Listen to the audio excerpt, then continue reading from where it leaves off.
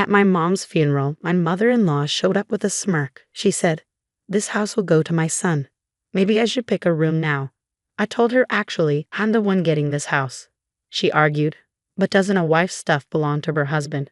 So technically, this house is my son's, right?" I sighed. She chirped, "Let's be friends now." I wasn't sure. "What do you mean?" She said, "I'll take over this room." I asked, "Are we living together then?" She said confidently, "Yes, that's the plan. This house is too good to be empty." I was still mourning, but my mother-in-law acted like nothing was wrong. "Why bring this up now? Can't you see I'm sad? This house is full of memories. It was built by my dad and cherished by my mom. I don't want my mother-in-law here, and my husband is letting it happen." To protect my beloved home, I took action before we moved in. I'm 42, work in an office, and thought I'd missed my chance at marriage.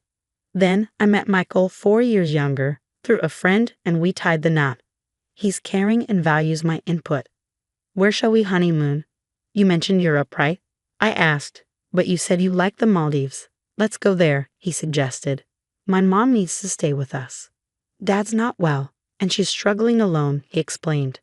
"I get it, but didn't we agree not to live with parents?" "You're right, I'll talk to her." My husband always indulges my wishes, which sometimes makes me feel guilty. Finding a good partner is a blessing, but there's a lingering sadness. My dad passed away 3 years before I got married, so I couldn't share my wedding with him. He was a strict boss at a small business, and I looked up to him. Despite the company's size, he earned well, and we had a decent home where we held his funeral. Working in an office made me appreciate my dad even more. Then 2 years after our wedding, my mom also passed away. "Your mom too?" my husband asked, concerned. "Do you need a moment in the other room?" Funerals usually aren't held at home, but we did it for my mom. Throughout my mother's funeral, my husband was there for me, a constant support. I felt incredibly lucky to have him. Then my mother-in-law, Nancy, arrived. "I'm so sorry for your loss," she said. "Thank you," I replied. I hadn't spent much time with Nancy before, keeping a respectful distance, but during the funeral, I saw a different side of her. Afterward, Nancy approached me, which wasn't unusual, but her demeanor was strangely cheerful. "Thanks for your help during the funeral. It went smoothly because of you," she said. "Now that it's over, let's drop the formalities." I was surprised. At first, I thought she was being considerate, given my grief, but it soon became clear that wasn't her intention. "Your parents had such a lovely home," I said. "Hold on a sec." She boldly ventured further into the house. "Mom, this isn't a good time. Some areas are a bit messy," I protested. Unfazed, she announced, "Don't worry about the details. What matters is, this house will go to my son. Maybe I should pick a room." I hesitated.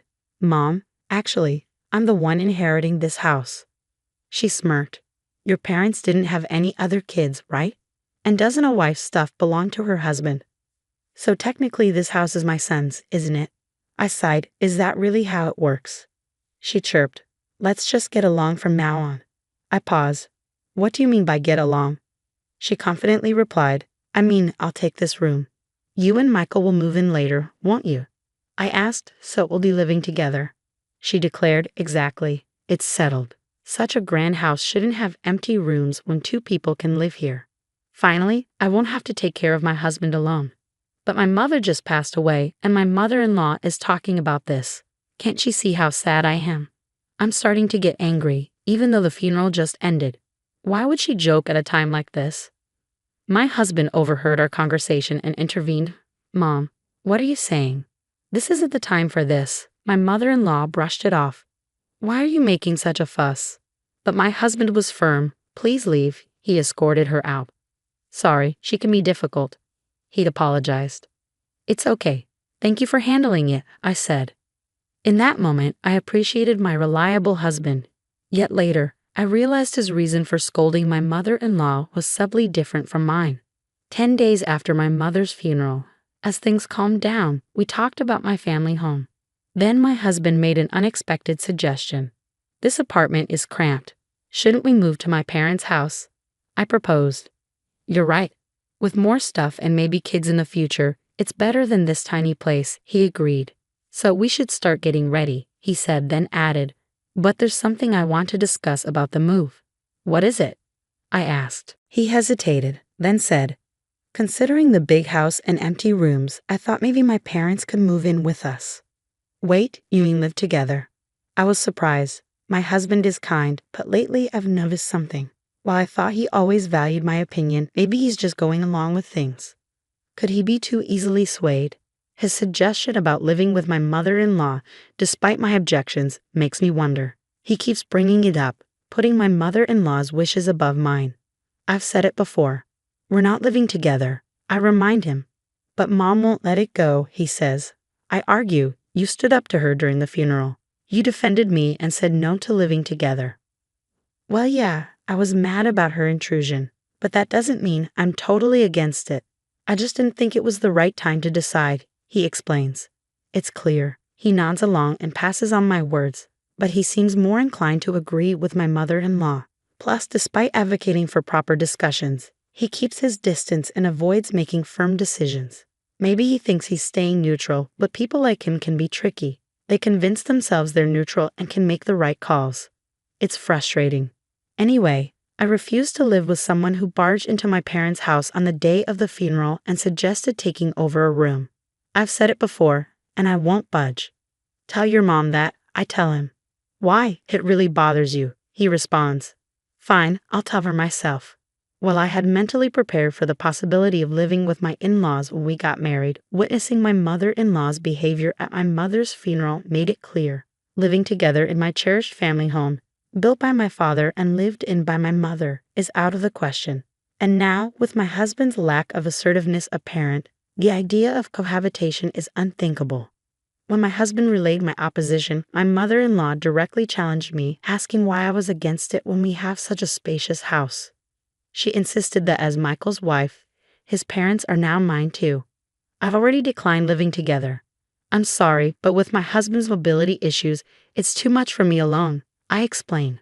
So you're abandoning us? Did you even listen to your husband's reasons? My mother-in-law counters.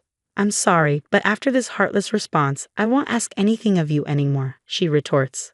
I feel for my father-in-law's health, but based on my mother-in-law's past behavior, I can see a future where all responsibility for him would fall on me if we lived together. If that's the path we choose, significant changes in my husband and mother-in-law's mindset are essential. A few days after my mother-in-law's accusation, my husband began rearranging the living room, shifting furniture, and creating space. What's going on?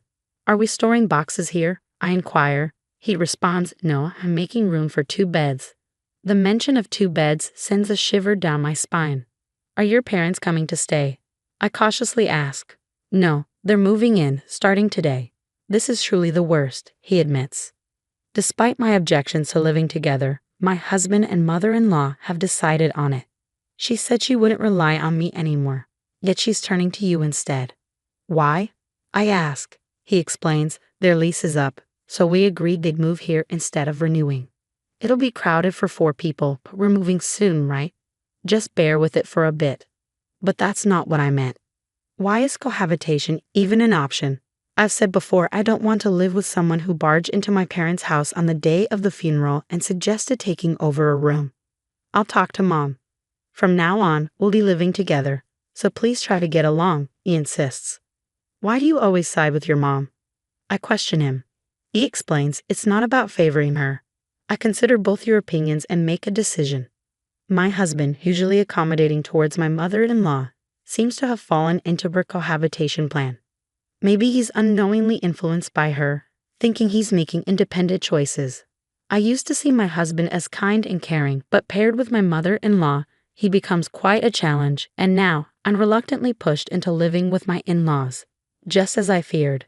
This apartment is too small for 4 adults. We'll manage until we move, I remark. It's frustrating. She just arrived, and now she's complaining about the room. I apologize for the sudden addition of 2 elderly people.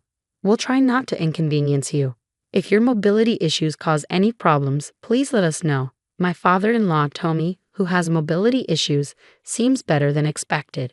He experiences minor discomfort when moving, but nothing serious. Was my mother-in-law genuinely struggling to care for him? He's polite and even offers to do things on his own. Unlike my mother-in-law, he doesn't seem troublesome, or so I thought. Is there a pharmacy nearby? I forgot my medicated patch and need to buy one, my father-in-law asks. Wait, dear. With your mobility issues, it's best to stay here. If you fall outside, it'll inconvenience Michael and others, right? Ask them to buy the patch for you, I suggest. But I usually buy it myself. Didn't they say to let them know if you need help? Well, you have a point. Sorry, but I need it urgently. Can you go get it for me? He sighs. Of course. While fetching a medicated patch might seem trivial, why does my mother-in-law make decisions without involving me? And though my father-in-law seems polite, he appears to follow my mother-in-law's lead, just like my husband. He's become her yes man. It's a small errand this time. But as we continue living together, I fear everything will eventually fall on me. Can I let these people move into my parents' cherished home? It's not a laughing matter. If they move in, they'll tarnish the house. I must find a way to protect my parents' legacy. As my mother-in-law and father-in-law prepared to move into my parents' home, I decided to take preemptive action. My mother-in-law was in good spirits, eager about moving into a spacious house. Hey, can we borrow the key to your parents' house? We want to check out our rooms. I have some errands, so I'll give the key to Michael, she requests. Michael, can you drop us off before heading home? We want to visit the storage room where we left our stuff. We need to measure furniture sizes, she adds. Sure thing. I'll take the key, I reply. Despite my mother-in-law's cheerful demeanor, there were no conflicts between us, and about 10 days passed uneventfully. However, behind the scenes, my preparations were steadily progressing. Okay, everything's set for the move. Life in that house will start soon, I announced once my husband and in-laws finished their preparations. I have something to discuss, I said. What is it? Spit it out, my husband urged. Is it about our move celebration plans? My mother-in-law wondered. No, we're not moving there, I clarified. What? What do you mean? She exclaimed. I handed over a document. This is my application to renounce my inheritance, I said. Renounce your inheritance? That's a joke, right? My husband protested. It's no joke. Look, it's officially approved by the court, I insisted. That house means a lot to me. I couldn't bear to see you living there, so I've decided to let it go, keeping it as a cherished memory in my heart, I explained. What madness possessed you? You could have sold it for money even if you were giving it up. Why abandon it? My mother-in-law scolded. Even if I sold it, you'd just rely on the money. I thought it'd be clearer if I had nothing, I reasoned. We moved out of our old place for this move, you know. What's going on? How will you make it up to us? She retorted. I've always opposed living together, yet you forced it on me without proper discussion. So I had to take a stand. I stood firm. Upon hearing that I renounced my inheritance, both my husband and mother-in-law were stunned, their faces drained. They were speechless, their energy depleted. My father-in-law looked puzzled as he watched them. But I'm not backing down, Michael. I pressed on. I've been considering divorce. What do you think? Divorce? My husband stumbled over the word. Michael, you should divorce this absurd wife immediately, my mother-in-law chimed in. I had expected her immediate call for divorce. What I wanted to know was whether my husband could make his own decision at this crucial moment. If he yielded to my mother-in-law now, our future together would be even more challenging. Even being suddenly asked about divorce is troubling, Mom, my husband muttered. His response was pending, but my determination to go through with the divorce had solidified. Fine, divorce is the only option, my mother-in-law snapped. Michael, it's unavoidable. Your mom is adamant, my father-in-law intervened. Well, it seems you also want a divorce, and maybe that's for the best. Even in significant decisions, my husband and father-in-law remained yes-men to my mother-in-law. And now my husband's words made it seem like he was changing his mind for my sake. Very well, I declared. Let's proceed with the divorce. I'll move out with just the essentials. I spent the night at a budget hotel. The next day, I had urgent matters to attend to, so I took a half-day off work and went back to the courthouse. A few days later, my mother-in-law called me. What's this about the house becoming yours? She demanded. Why this sudden concern? Did you learn about it during the estate division process? I asked. Yes, that house is rightfully mine. You forged documents and deceived us, she accused. Why would I forge court documents? Those are genuine, I replied. Then why is the house going to you when you were supposed to renounce the inheritance? She pressed. After that, I withdrew the renunciation application. Renouncing an inheritance is complex. Once filed, it takes about a month to be accepted, during which it can be withdrawn. The documents I showed were from the application stage, not acceptance. I made you believe I had given up the house and mentioned divorce to see your reactions and plan my next steps. I hoped Michael would oppose divorce. But your mindset didn't change, I explained. So the house really becomes yours? Since it was acquired before the divorce, it's subject to property division, right? She inquired. In such cases, you two would split the proceeds from selling it. She tried to assert her claim. But I had prepared for this. If it were jointly acquired, it'd be shared property. But it's inherited, so it's exempt from division. Unfortunately, specific assets like this aren't eligible for division. I reiterated. Did you consult a lawyer when you found out the house would be mine? She asked. If Michael had paid off the house loan or covered renovation costs, those expenses might have been considered, but I assumed that didn't happen. I replied. What about the money Michael would get through property division? She pressed. We've only been married a short time, so there's not much. Maybe just the car, though it still has a loan on it. I explained. You're selfishly claiming the inheritance, aren't you, heartless? She accused. I'm protecting my parents' memories. I don't want people like you in their home. If you have further complaints, consult a lawyer, I responded firmly. After the call, divorce proceedings went smoothly. Presumably, she urged my husband to divorce me promptly. Regardless, the divorce was finalized, and I no longer had to deal with my in-laws. I felt relieved, as if I'd safeguarded my father's home. After I moved out, my former in-laws stayed in the apartment my ex-husband and I used to share. It wasn't spacious, so even with one less person, it must have felt cramped. They explored other housing options, but faced challenges due to their age. Eventually, my ex-husband rented a smaller single-family home for them to live in together. Though smaller, it's still a house, so the rent is likely higher than for the apartment. He'll need to support them going forward. My ex-husband is in for a tough time. My former mother-in-law was excited about the large house my father left behind, but now she's settling for a smaller home. I imagine she's disappointed. As for me, I've started a new life in my parents' house. It feels comforting, as if they're still with me. If you enjoyed this story, consider subscribing to the channel. Until next time. Yet another exhausting day. I sighed as I kicked off my shoes and dropped my bag by the door. The aroma of Greg's famous spaghetti bolognese wafted from the kitchen, beckoning me. But before indulging, I had to check my email. I settled onto the couch, laptop in hand, scanning through the usual work updates and notifications. That's when an unfamiliar email from Greg's account caught my eye. Curiosity piqued.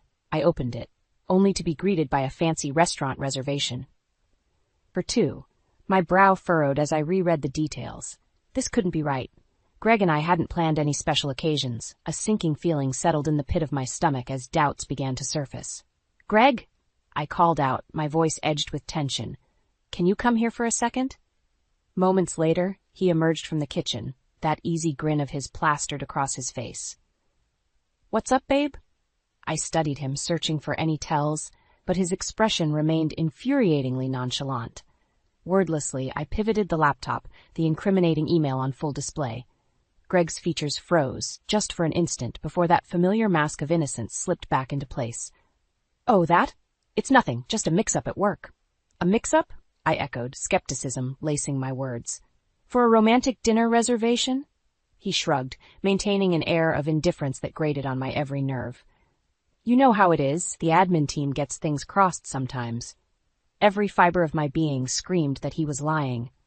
But without proof, I knew pressing the issue would only lead to another circular argument, something we'd become all too familiar with lately. So I forced a tight smile and nodded. If you say so. But even as we settled in for dinner, the lingering doubts gnawed at me. This wasn't just a simple mix-up. I could feel it in my bones. Greg was hiding something, and I intended to find out what. That night, I tossed and turned, Greg's deceit weighing heavily on my mind. As a social worker, I developed a keen sense for sniffing out lies. It came with the territory, and every instinct told me that my husband was hiding something big. The next morning, I decided to take matters into my own hands. While Greg was at work, I fired up my laptop and started digging. It didn't take long to locate his email account.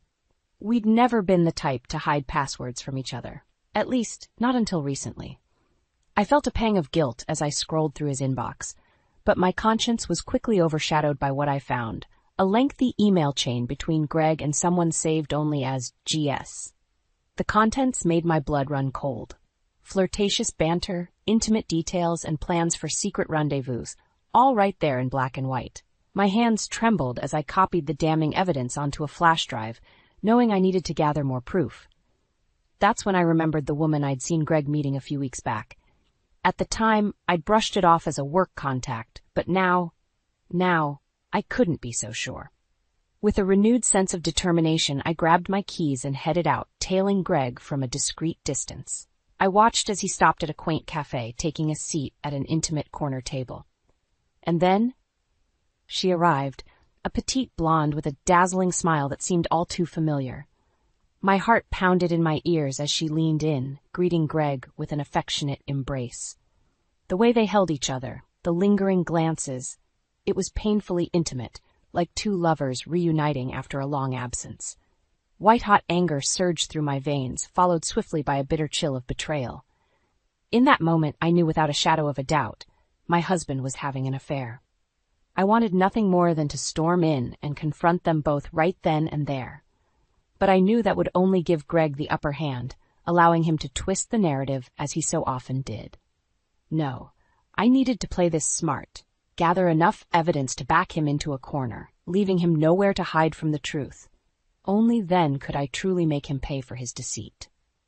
With a deep, steadying breath, I turned and headed back to my car, already formulating my next move. Greg had made a grave mistake in underestimating me, a mistake he would soon come to regret. A few days later, I found myself at a social workers networking event, the perfect opportunity to gather more intel on Greg's mystery woman. As I mingled with colleagues, a familiar face caught my eye. Mira Johnson, an old friend from college. "Marlena, I didn't know you'd be here," Mira exclaimed, pulling me into a warm embrace. Her eyes sparkled with genuine delight, a refreshing change from the fake smiles I'd grown accustomed to. "It's been too long," I replied with a smile, relaxing into the comforting familiarity of her presence. "We really need to catch up properly." Mira nodded enthusiastically. "Absolutely. Oh, you'll never guess who I ran into last week." My heart skipped a beat, wondering if fate was about to deliver the answers I'd been desperately seeking. "Who?" "Gwendolyn Smith," she exclaimed. "Remember her? That girl you two were always fighting over in our dorm days?" The name hit me like a punch to the gut, the memories flooding back in an instant.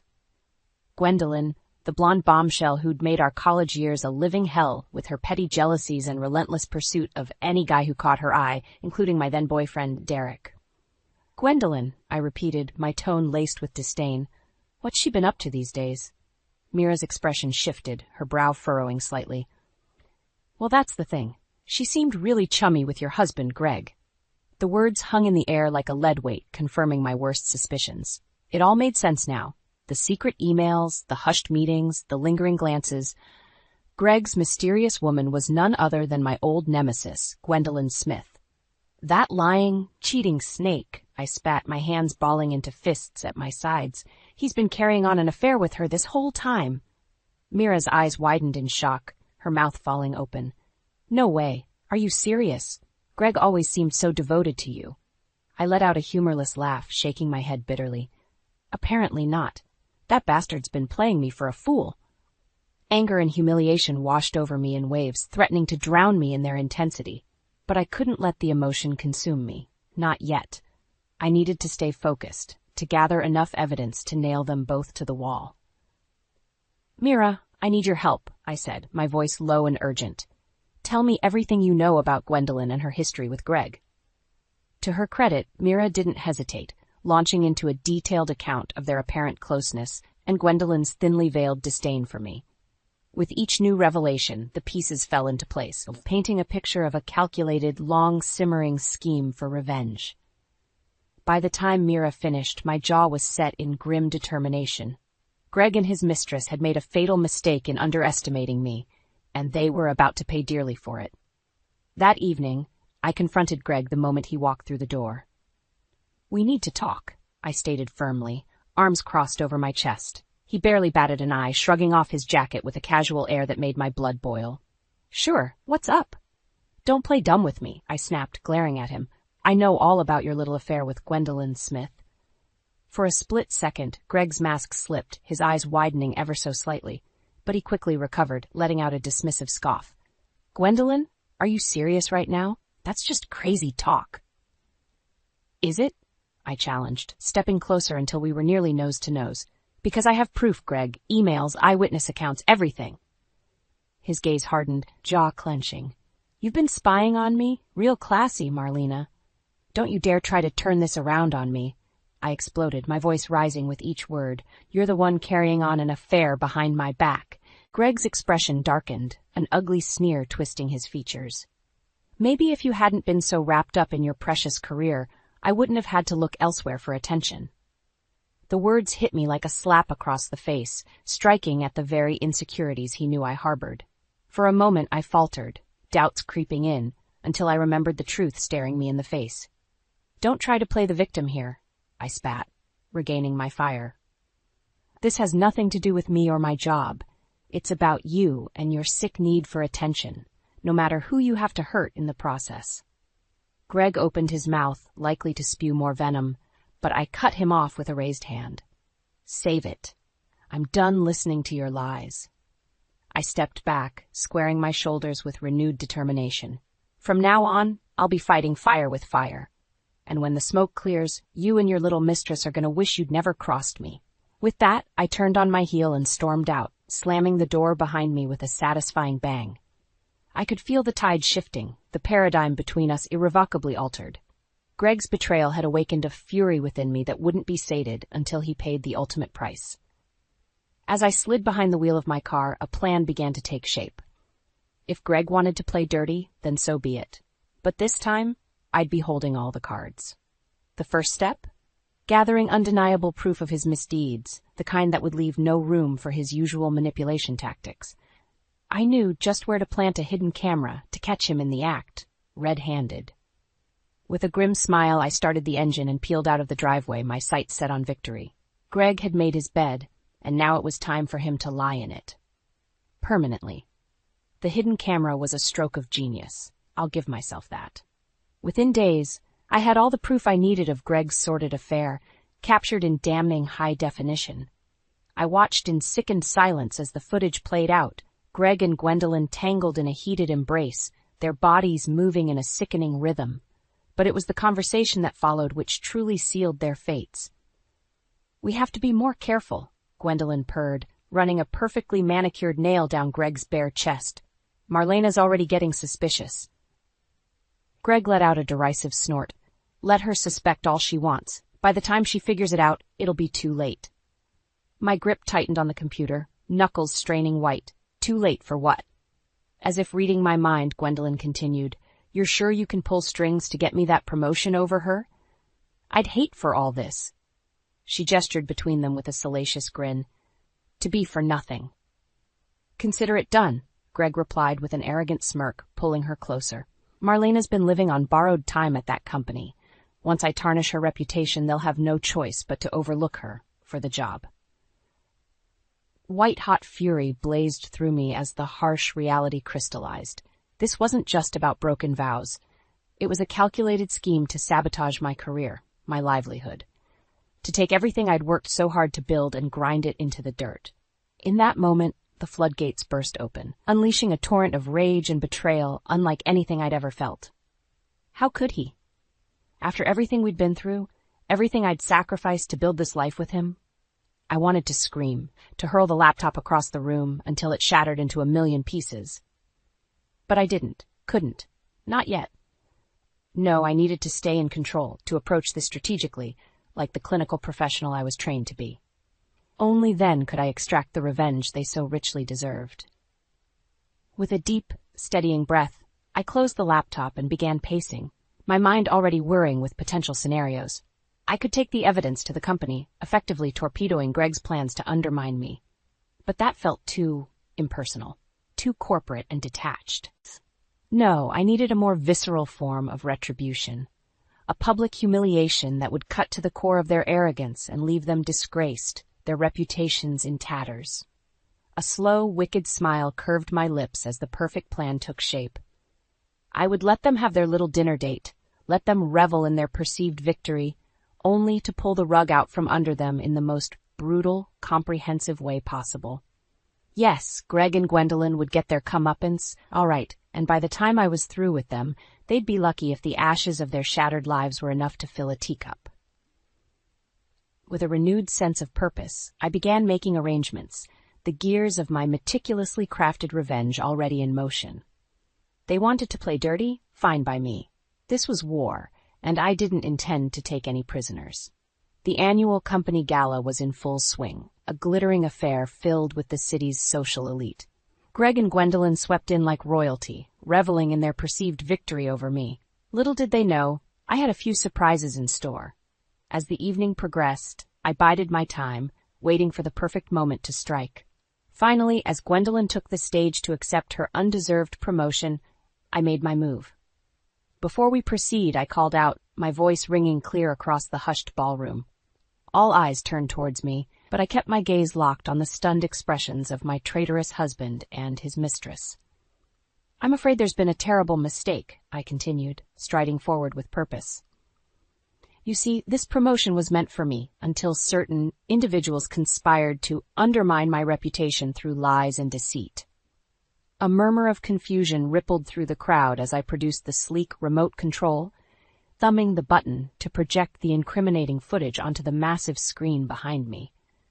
Greg and Gwendolyn's illicit affair played out in lurid detail, their hushed conversation about sabotaging my career echoing through the suddenly silent room. You see, ladies and gentlemen, I addressed the captive audience, my husband thought he could have his cake and eat it too, carrying on an affair while plotting to destroy my professional life in the process. I fixed my glare on Greg, who had gone deathly pale. Did you really think you could get away with it? That I'd just roll over and let you trample all over me? Before he could respond, I rounded on Gwendolyn, who looked fit to faint. And you were always jealous, weren't you? Petty and small, lashing out at anyone who dared outshine your fragile ego. With each biting word, I advanced on the pair until I stood mere feet away, reveling in their abject humiliation. Well, no more, I declared, my voice hardening to steel. This is where your manipulation ends. Turning back to Greg, I let the weight of his betrayal crash over me one final time. You have a choice, Greg. Resign, effective immediately, or I take this evidence to the authorities and pursue charges for corporate sabotage, fraud, you name it. His mouth worked soundlessly, the arrogant bravado he usually cloaked himself in shredded to tattered remnants. Well? I pressed, quirking an expectant brow. What's it going to be? In that moment, it was as if all the fight, all the pompous disdain, drained out of him, leaving a hollowed husk in its wake. His shoulders slumped in defeat. I'll resign, he muttered, unable to meet my gaze. A hushed gasp rippled through the crowd as I allowed myself a grim smile of satisfaction. With those 3 words, the power had shifted irrevocably, and he knew it. As security led the disgraced pair away, the ballroom erupted in thunderous applause. Well-wishers and colleagues swarmed around me, offering congratulations and commendations for my integrity. But I brushed them all aside, focusing on a single thought: justice, finally served.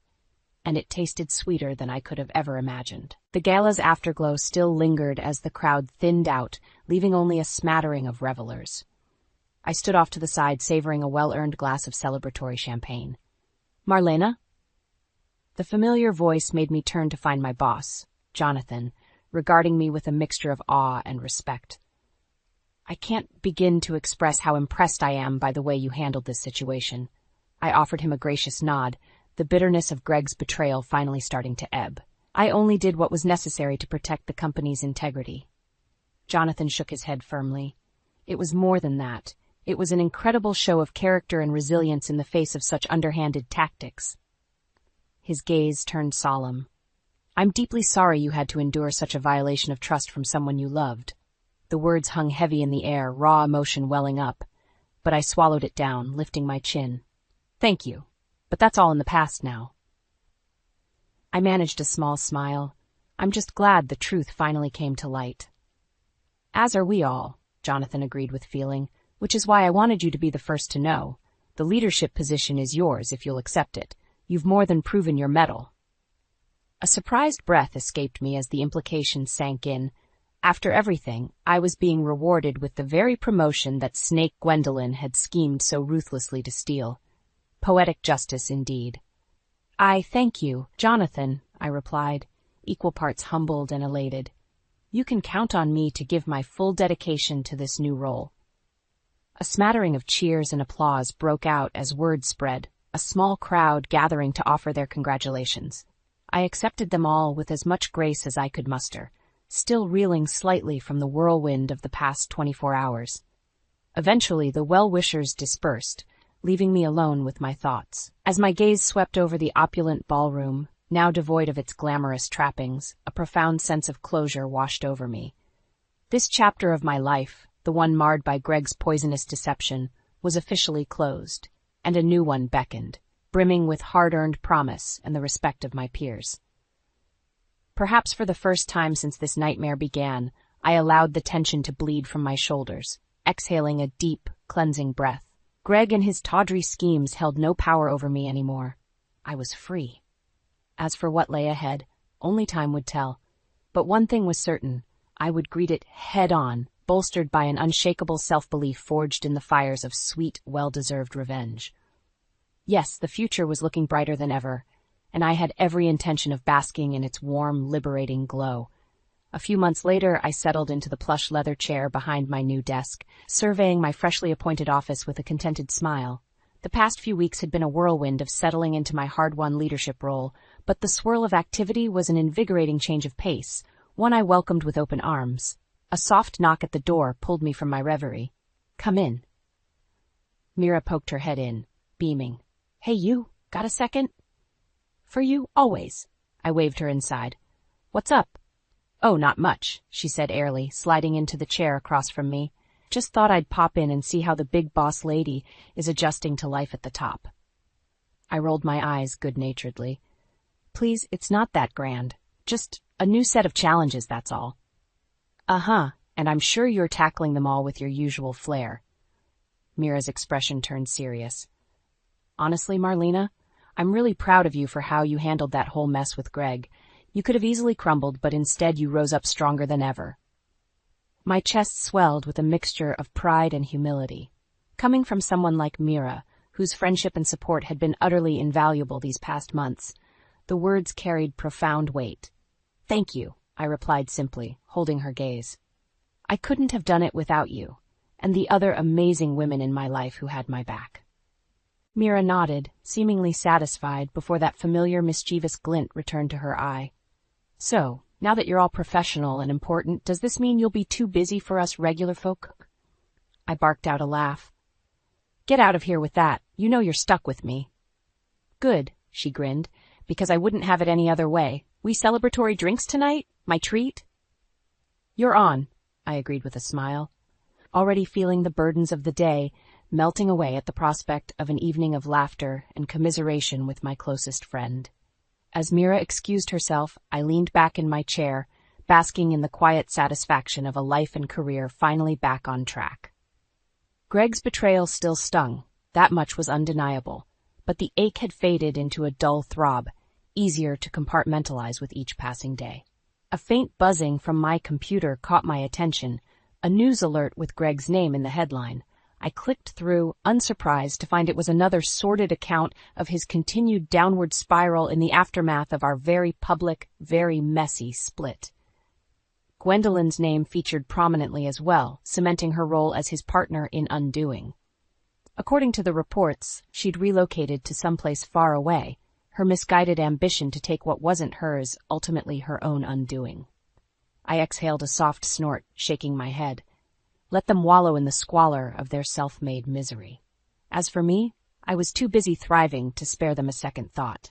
A memo caught my eye, reminding me of the upcoming mentorship program orientation. I felt a swell of pride coursing through me. Nurturing the next generation, passing along the hard-won wisdom I'd accrued over the years. It was an honor and responsibility I didn't take lightly. Who knew? Maybe by paying it forward, I could help spare a few bright young minds from falling into the same traps I once had. If my own trials and tribulations could serve as a cautionary tale, a message of perseverance against all odds, then it would have all been worth it. Yes, this was the start of an incredible new chapter, I mused, energized by the possibilities that lay ahead. One forged through the flames of heartbreak and betrayal, certainly, but also one tempered by the resilience that had seen me through to the other side. And as I closed my eyes and drew a grounding breath, I silently vowed to conduct myself with the same integrity and purpose that had been my saving grace all along. No matter what storms may come, I would face them head-on and emerge victorious. This, I could finally say with conviction, was only the beginning. The call comes just as I'm about to head out for my morning jog. Theo's voice on the other end of the line is calm, almost nonchalant, as if he's informing me about the weather. Lillian feels the empty nest at home. She's moving in next week. I nearly dropped my phone. Excuse me, when was this decided? Last night.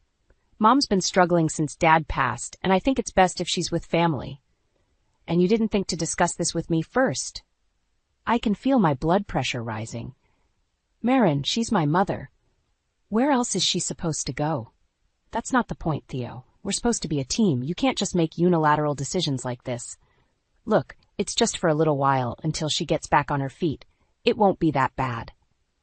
But I know better. I've seen how Theo gets around his mother, how he transforms from the man I married into a docile little boy, eager to please. I take a deep breath, trying to quell the panic rising in my chest. Fine, we'll talk about this when I get home. Great. Love you. I don't respond, just end the call and stare at my phone. This isn't the first time Theo has made a major decision without me, but it's definitely the most egregious. I think back to our wedding day, how Lillian had insisted on controlling every detail, from the guest list to the color of the napkins. I had chalked it up to typical mother-of-the-groom behavior, but now I see it for what it was, a sign of things to come. I start my jog, my feet pounding against the pavement as my mind races. How am I supposed to deal with Lillian living under my roof? The woman who constantly criticizes my cooking, my decorating choices, my career. I think about the inheritance my grandmother left me, the money I had been saving for a down payment on a house of our own. With Lillian moving in, that dream feels further away than ever. By the time I get back home, I'm drenched in sweat and no closer to a solution. Theo is already at work, so I'm left to my own devices as I try to figure out how to accommodate our new house guest. I start by clearing out the guest room, boxing up the exercise equipment and craft supplies that have accumulated over the years. As I'm doing so, I come across a photo album from our wedding. I flip through the pages, my eyes landing on a picture of Theo and Lillian dancing together, identical smiles on their faces. It hits me then, the realization that I will always be an outsider in my own marriage, that Theo will always put his mother's needs before my own. I close the album and shove it back into the box, my jaw clenched tight. Something has to change. I can't keep living like this, constantly playing second fiddle to a woman who doesn't even like me. I finish clearing out the room and head to the kitchen to start on dinner. As I chop vegetables, my mind churns with the beginnings of a plan. I may not be able to stop Lillian from moving in, but I'll be damned if I let her take over my life. The memories of our wedding day flood back as I sit at the kitchen table, nursing a cup of coffee. It was supposed to be the happiest day of my life, but even then, the cracks were starting to show. I remember Lillian's disapproving frown as she surveyed the reception hall, her eyes lingering on the simple centerpieces I had chosen. "Are you sure this is what you want, dear? It's a bit quaint." I had forced a smile, determined not to let her ruin my big day. "It's perfect, Lillian, just what Theo and I wanted." But even as I said the words, I could feel Theo's hand tighten on my arm, a silent warning to play nice. Looking back, I can see how Theo's charming facade had blinded me to his true nature. The way he would dismiss my opinions with a laugh and a pat on the head, as if I were a child. The way he would always defer to his mother's wishes, no matter how unreasonable. I take a sip of my coffee, the bitter taste matching my mood. I had thought marriage would be a partnership, but instead I find myself playing the role of a subordinate, constantly bowing to the whims of my husband and his mother. The sound of the front door opening jolts me out of my thoughts. Theo strides into the kitchen, his suit impeccably pressed and his hair perfectly coiffed. He looks every inch the successful investment broker, but I know the truth behind the polished exterior. "How was your day, honey?" he asks, his tone dripping with false sincerity. "Fine," I reply, my voice clipped. "Just trying to figure out where to put all of Lillian's things." Theo's smile falters for a moment before he recovers. "I'm sure we'll find a place for everything. Mom's not bringing that much." I bite back a scoff. I've seen the moving trucks parked outside Lillian's house, the endless stream of boxes and furniture being loaded up. And where exactly are we supposed to put it all, Theo? This house isn't big enough for 3 people and a lifetime's worth of possessions. Theo's eyes narrow, his voice taking on an edge. "We'll make it work, Marin. Mom needs us right now." "And what about what I need?" I ask, my voice rising. "What about our plans for the future, the house we were going to buy?" Theo slams his hand down on the counter, making me jump. "Damn it, Marin. Can't you think of anyone but yourself for once? My mother just lost her husband. She needs her family." I stare at him, stunned by the outburst. In all our years together, I've never seen Theo lose his temper like this. "I am thinking of our family, Theo, but right now it feels like you're only thinking of yours." Theo takes a deep breath, his jaw clenched tight. "I don't have time for this. I have to go pick up Mom." He grabs his keys off the counter and storms out of the house, leaving me alone with my thoughts. I sink back into my chair, my head in my hands. How did we get here? How did I let things get so out of control? But even as I ask myself the questions, I know the answer. I let Theo and Lillian steamroll over me, too afraid of rocking the boat to stand up for myself. Well, no more. I may not be able to stop Lillian from moving in, but I won't let her dictate my life. I won't let Theo treat me like a doormat any longer. I take a deep breath and stand up, my resolve hardening with each passing second. It's time to take back control of my life, one way or another. The next few days are a whirlwind of activity as I prepare for Lillian's arrival. I clean the house from top to bottom, rearrange furniture to make room for her belongings, and stock the fridge with all of her favorite foods. But no matter how much I do, it never seems to be enough. "This room is awfully small," Lillian sniffs as I show her the guest room, "and the decor is so bland." I bite my tongue, reminding myself that she's just lost her husband. "I thought we could go shopping for some new bedding and curtains, make it feel more like home." Lillian waves a dismissive hand. "I suppose that will have to do, for now." As the days go by, Lillian's presence in the house becomes increasingly suffocating. She criticizes everything from the way I load the dishwasher to the way I fold the towels.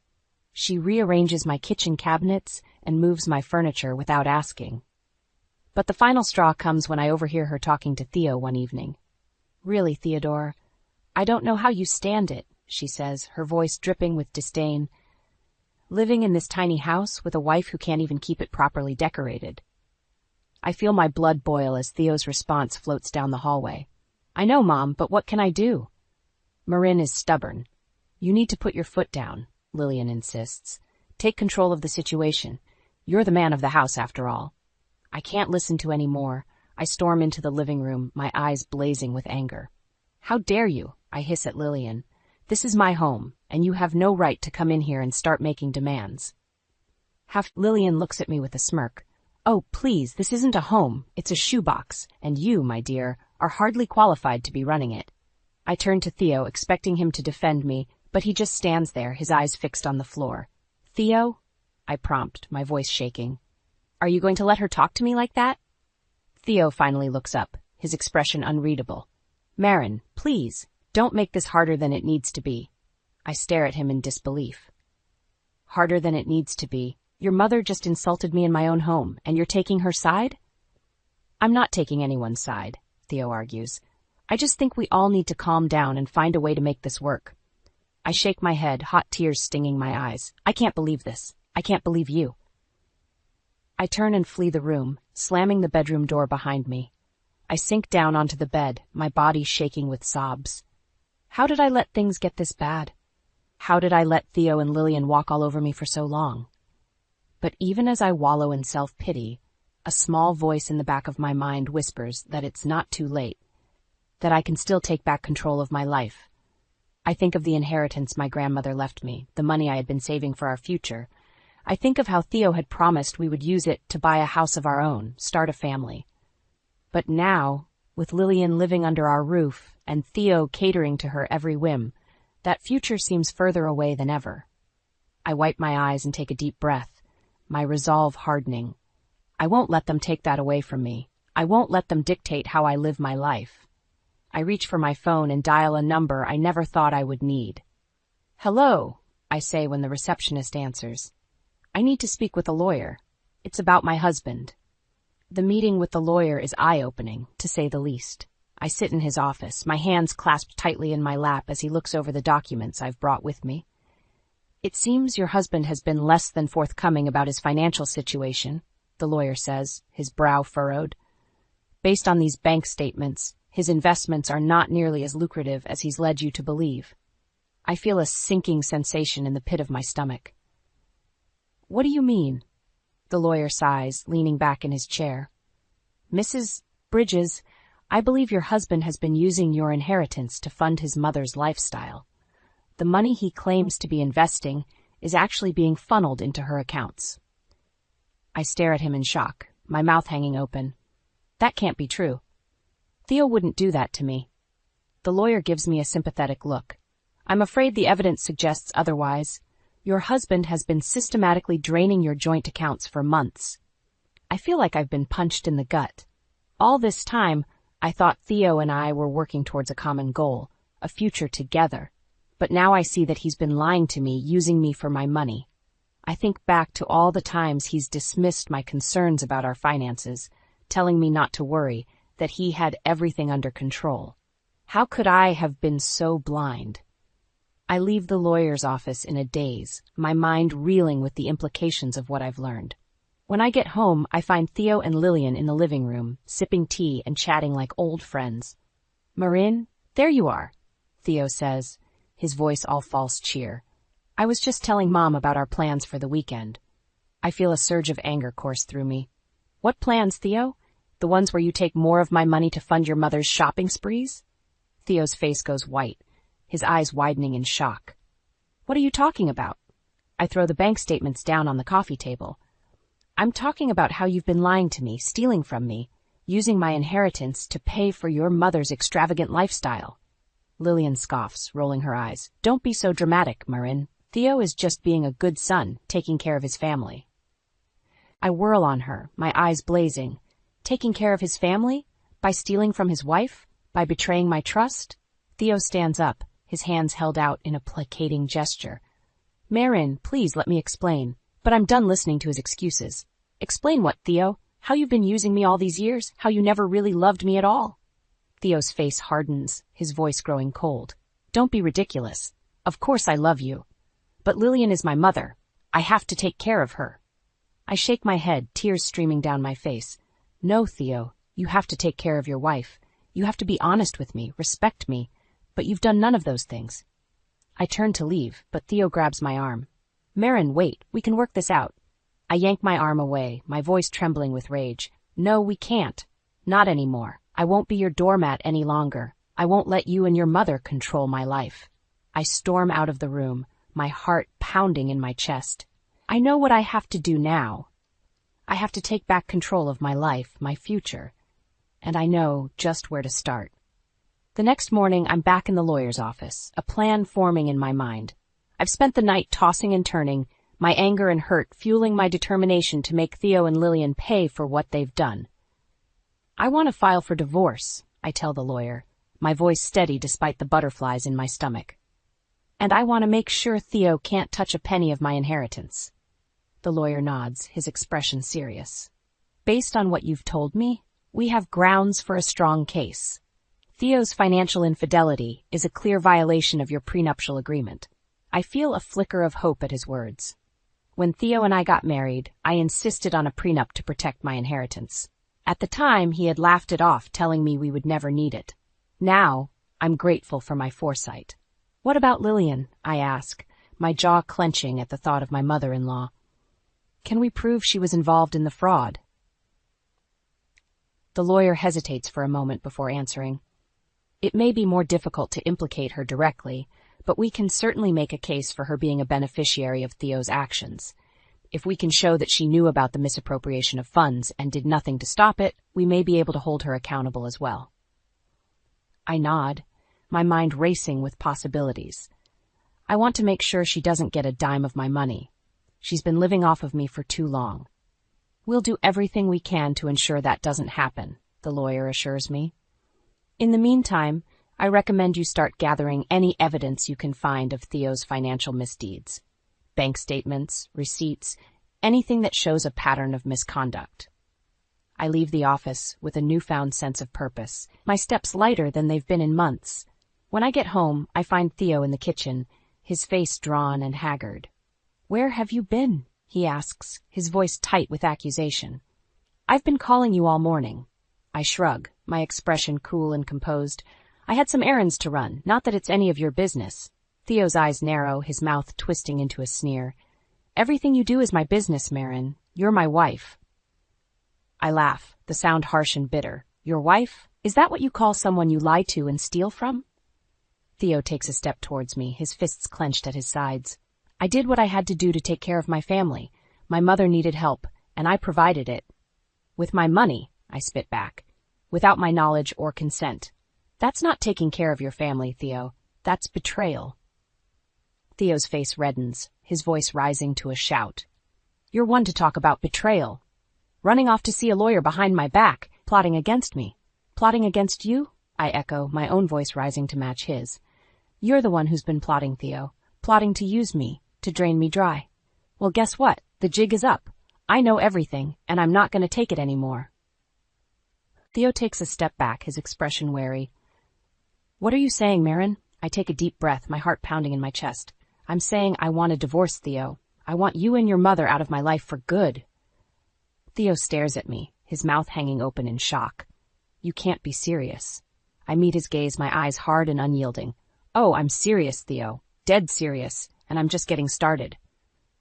The next few weeks are a blur of legal proceedings and emotional upheaval. Theo tries to contest the divorce, but the evidence against him is overwhelming. The bank statements, the receipts, the email trails, all of it paints a clear picture of his deceit and betrayal. Lillian, of course, takes Theo's side, painting me as a vindictive shrew out to destroy her precious son. She even has the audacity to show up at my office, demanding to speak with me. "How dare you do this to my boy?" she hisses, her eyes narrowed in fury. "After everything he's done for you, this is how you repay him?" I stare at her in disbelief, my anger rising to a boil. "Everything he's done for me? You mean like stealing my money and lying to my face? Like using me as his own personal ATM?" Lillian scoffs, waving a dismissive hand. "Oh, please. Theo was just taking care of his family like a good son should. If you were any kind of wife, you would understand that." I take a deep breath, trying to calm the rage swirling inside me. "Lillian, I am a good wife, but I'm not a doormat. I won't stand by and let you and Theo walk all over me anymore." Lillian's face twists into an ugly sneer. "You think you're so high and mighty, don't you? With your fancy job and your big inheritance. Well, let me tell you something, Missy. You're nothing without Theo. Nothing." I feel a cold smile spread across my face. "That's where you're wrong, Lillian. I'm everything without Theo, and I'm going to make sure the whole world knows it." Lillian's eyes widen in surprise, but before she can respond, I turn on my heel and walk away, my head held high. That evening, I sit down with the lawyer and make a plan. I've spent years keeping quiet about Theo's misdeeds, protecting his reputation for the sake of our marriage, but now I have no reason to hold back. "I want to expose him," I tell the lawyer, my voice trembling with emotion. "I want everyone to know what kind of man he really is." The lawyer nods, his expression grim. "We can leak the evidence to the press, to his colleagues, to anyone who will listen. But Marin, I have to warn you, this could get ugly. Theo and Lillian won't go down without a fight." I take a deep breath, my resolve hardening. "I know, but I'm ready for a fight. I'm done being a victim." The next day, the story breaks in the news. Investment broker accused of fraud. The headlines scream. Wife exposes years of financial abuse. The response is immediate and explosive. Theo's colleagues desert him in droves, his clients pulling their accounts and demanding answers. Even his own firm throws him under the bus, issuing a statement condemning his actions and distancing themselves from the scandal. Lillian, of course, is beside herself with rage. She shows up at my door, her face twisted in fury. "You vindictive bitch," she screams, her voice shrill and hysterical. "How could you do this to us? To your own family?" I stare at her, my expression cold and unyielding. "You stopped being my family the moment you betrayed me, Lillian, the moment you put your own selfish desires above my well-being." Lillian's face crumples, tears streaming down her cheeks. "Please, Marin, don't do this. We can work it out. We can find a way to fix this." I shake my head, my voice steady and calm. "There is no fixing this, Lillian. You and Theo made your choices, and now you have to live with the consequences." I close the door in her face, my heart racing with a mixture of fear and exhilaration. I know the road ahead won't be easy, but for the first time in years I feel free. Free from Theo's lies, free from Lillian's manipulations, free to finally live my life on my own terms. The fallout from the scandal is swift and merciless. Theo loses his job, his clients, his reputation. Overnight, he goes from a successful investment broker to a pariah, shunned by everyone who once admired him. Lillian, too, feels the sting of public disgrace. Her social circle turns their backs on her, canceling invitations and whispering behind her back. She becomes a ghost in her own community, a cautionary tale of what happens when you cross the wrong person. I watch it all unfold with a grim sense of satisfaction. After years of being under Theo and Lillian's thumb, it feels good to finally be the one in control. But even as I savor my victory, I know that my work is not yet done. I arrange a meeting with Lillian, determined to have one final confrontation. She arrives at the coffee shop looking haggard and worn, her once perfect hair and makeup now disheveled and unkempt. "What do you want, Marin?" she asks, her voice flat and defeated. "Haven't you done enough already?" I lean back in my chair, my expression calm and composed. "I just wanted to make sure you understand the full extent of what you and Theo have done, the lives you've ruined, the trust you've betrayed." Lillian's eyes flash with anger. "You act like you're so innocent in all of this, like you didn't benefit from Theo's success just as much as we did." I nod, acknowledging the truth in her words. "You're right, Lillian. I did benefit from Theo's success, but I never knew the true cost of that success. The lies, the deceit, the betrayal." Lillian looks away, her jaw clenching tight. "We did what we had to do to survive, to maintain our lifestyle." I lean forward, my voice low, and intense. "But at what cost, Lillian? Your integrity, your self-respect, your relationship with your son?" Lillian's eyes fill with tears, her lower lip trembling. "Theo will never forgive me for this, for letting him down." I feel a flicker of sympathy for her, but I push it aside. "That's not my problem, Lillian. You made your choices, and now you have to live with the consequences." I stand up to leave, but Lillian grabs my arm, her fingers digging into my skin. "Please, Marin, don't do this. Don't destroy us completely." I wrench my arm away, my voice cold and unyielding. "You destroyed yourselves, Lillian. I just shone a light on the truth." I walk away, my head held high. I know that my journey is not yet over, that there will be more obstacles and challenges to come. But for now, I feel a sense of peace and closure, knowing that I have taken back control of my life. The divorce is finalized a few months later, and I walk out of the courthouse a free woman. Theo and Lillian are left to pick up the pieces of their shattered lives, their once enviable lifestyle, now nothing more than a distant memory. As for me, I focus on rebuilding my own life. I throw myself into my work, determined to succeed on my own terms. I surround myself with friends and family who love and support me, who appreciate me for who I am, not what I can do for them. And slowly but surely, I begin to heal. The pain and anger that once consumed me start to fade, replaced by a newfound sense of strength and resilience. I know that I will never forget what Theo and Lillian did to me, but I also know that I will not let it define me. I am more than just a victim of their lies and betrayal. I am a survivor, a fighter, a woman who knows her own worth and will never again settle for less than she deserves. And that, in the end, is the sweetest revenge of all. Life after the divorce is a strange and unfamiliar landscape. For so long, my identity was tied up in being Theo's wife, in playing the role of the dutiful spouse and daughter-in-law. Now I find myself adrift, unsure of who I am or what I want. But even as I struggle to find my footing, I take solace in the fact that Theo and Lillian are struggling even more. Everywhere they go, they are met with whispers and stares, with people who once fawned over them, now turning their backs in disgust. I hear through the grapevine that Theo has been blacklisted from every major investment firm in the city, his once sterling reputation now forever tarnished. Lillian, too, has become a social pariah, shunned by the very people she once looked down upon. Part of me feels a twisted sense of satisfaction at their downfall.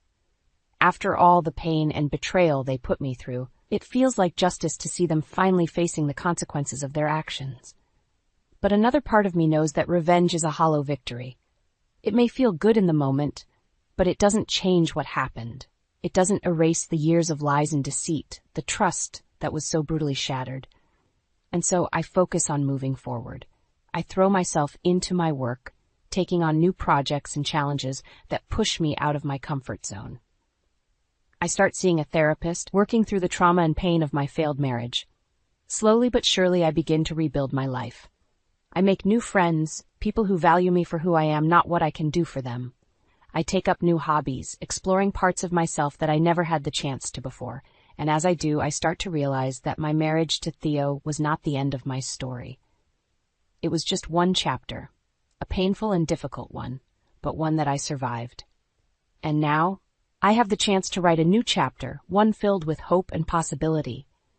One day, I run into Lillian at the grocery store. She looks older than I remember, her face lined with worry and regret. For a moment, we just stare at each other, unsure of what to say. Finally, Lillian breaks the silence. "Marin, I know I have no right to ask for your forgiveness. What Theo and I did to you was unforgivable." I nod, my expression guarded. "You're right, Lillian. It was unforgivable." Lillian takes a deep breath, her eyes filling with tears. "I just wanted to say that I'm sorry. I know it doesn't change anything, but I need you to know that." I feel a flicker of something in my chest. Not quite forgiveness, but perhaps a glimmer of understanding. "Thank you, Lillian. I appreciate you saying that." We stand there for a moment longer, two women whose lives were once so intertwined, now nothing more than strangers. And then, without another word, we go our separate ways. As I walk out of the store, I feel a sense of lightness, as if a weight has been lifted from my shoulders. I know that I will never forget what Theo and Lillian did to me, but I also know that I no longer need to carry the burden of their betrayal. I am not the same woman I was when I married Theo, and I never will be again. But that's okay, because the woman I am now is stronger, wiser, and more resilient than I ever thought possible. I am rebuilding not just my life, but my very soul, and with each passing day, I am one step closer to the person I was always meant to be.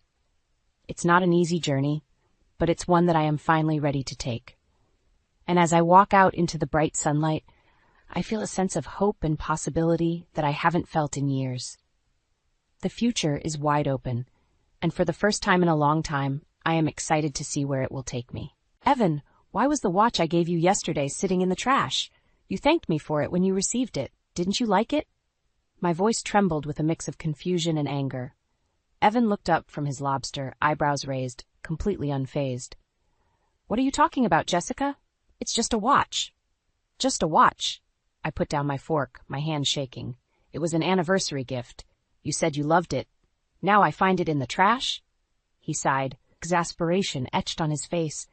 "Maybe it slipped my mind. It's not that big of a deal." I clenched my fists under the table, my nails digging into my palms. "Not that big of a deal? You tossed a gift I saved up for months to buy. Why are you dismissing this like it's nothing?" Evan's eyes turned cold. "Jessica, do you always have to make everything about you? We're here to celebrate my promotion.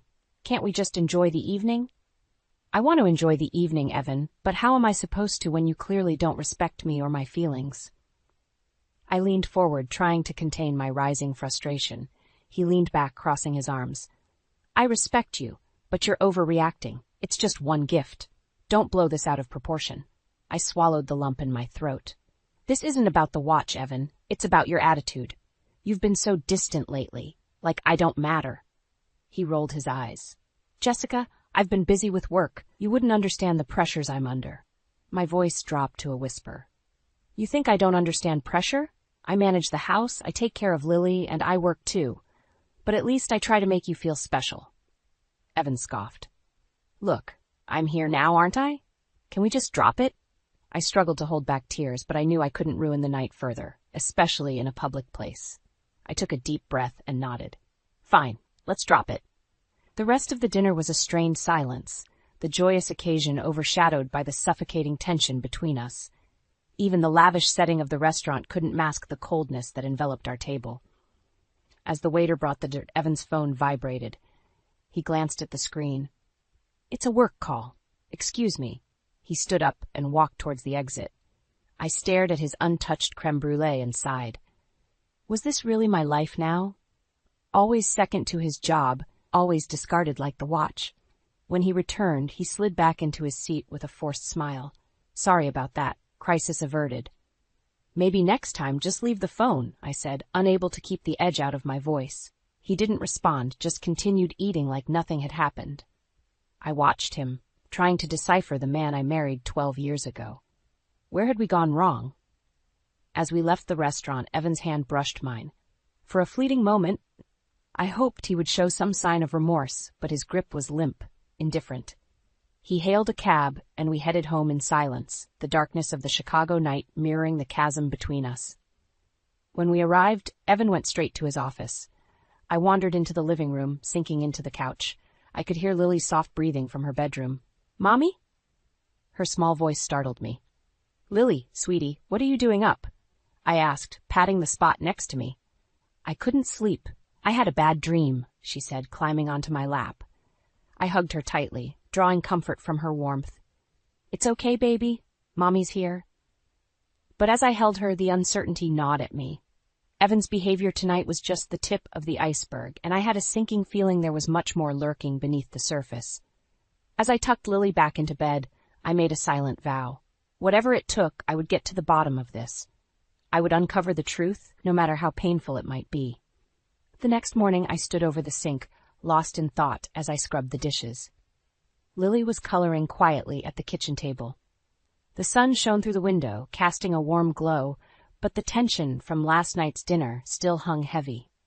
Evan walked into the kitchen, dressed for work, tying his tie with a quick, precise motion. Good morning, he said curtly. Morning, I replied, trying to keep my tone neutral. He poured himself a cup of coffee, ignoring the tension in the air. So what's the plan for today? Just the usual, I said. Lily has ballet class, and I'll be working on a project from home. Evan nodded, barely paying attention. All right, I'll be late tonight. Big meeting. I felt a familiar pang of frustration. You seem to have a lot of those lately. He sighed, clearly irritated. Jessica, why do you have to check up on every little thing? I told you the watch was probably cheap anyway. Is this some kind of test or something? My grip tightened on the sponge. It's not about the watch, Evan. It's about you acting like you don't care. And here we go again, he muttered, rolling his eyes. I'm late. We'll talk about this later. No, we won't, I whispered to myself as he walked out the door. I listened to the sound of his car pulling away, feeling the familiar mix of anger and helplessness. Mommy, are you okay? Lily asked, looking up from her drawing with wide, innocent eyes. I forced a smile. I'm fine, sweetie. Just a little tired. She nodded and went back to her coloring, satisfied with my answer. I stared at his empty coffee cup, then wiped the kitchen counter with more force than necessary. After getting Lily ready and dropping her off at ballet class, I parked near a cafe to gather my thoughts. I needed to do something, anything, to understand what was going on with Evan. Later that evening, as I was folding laundry, I decided I couldn't ignore my instincts any longer. I picked up my phone and called Anna, my best friend. Hey, Jess, Anna answered, her voice warm and comforting. Anna, I need to talk, I said, fighting to keep my voice steady. Of course, what's up? It's Evan. He's been acting so strange lately, and last night, well, it wasn't good. I found the watch I gave him in the trash, and he doesn't seem to care about anything anymore. Anna was silent for a moment. That's horrible, Jess. Do you think something else is going on? I don't know, I admitted, but I need to find out. Do you want me to come over? No, it's okay. I just needed to talk to someone. Thanks, Anna. Anytime, Jess. You know that. Call me if you need anything. Will do. Thanks. I hung up, feeling slightly better. Anna always knew how to make me feel more grounded. But her words echoed in my mind. Something else is going on. Evan came home late, as expected. I watched him from the corner of the living room as he set his briefcase down and loosened his tie. Long day? I asked, trying to keep my tone light. Yeah, really busy, he replied, not meeting my eyes. I took a deep breath, deciding to test a theory. I checked your briefcase today. There was nothing related to work in it, just old receipts. He looked up sharply, eyes narrowing. Why would you do that? Because I'm worried, Evan. You're hiding something from me. He scoffed, brushing past me. You're being ridiculous. Trust me or don't, Jessica, but stop playing detective. As he walked away, I knew I was onto something. His reaction confirmed it.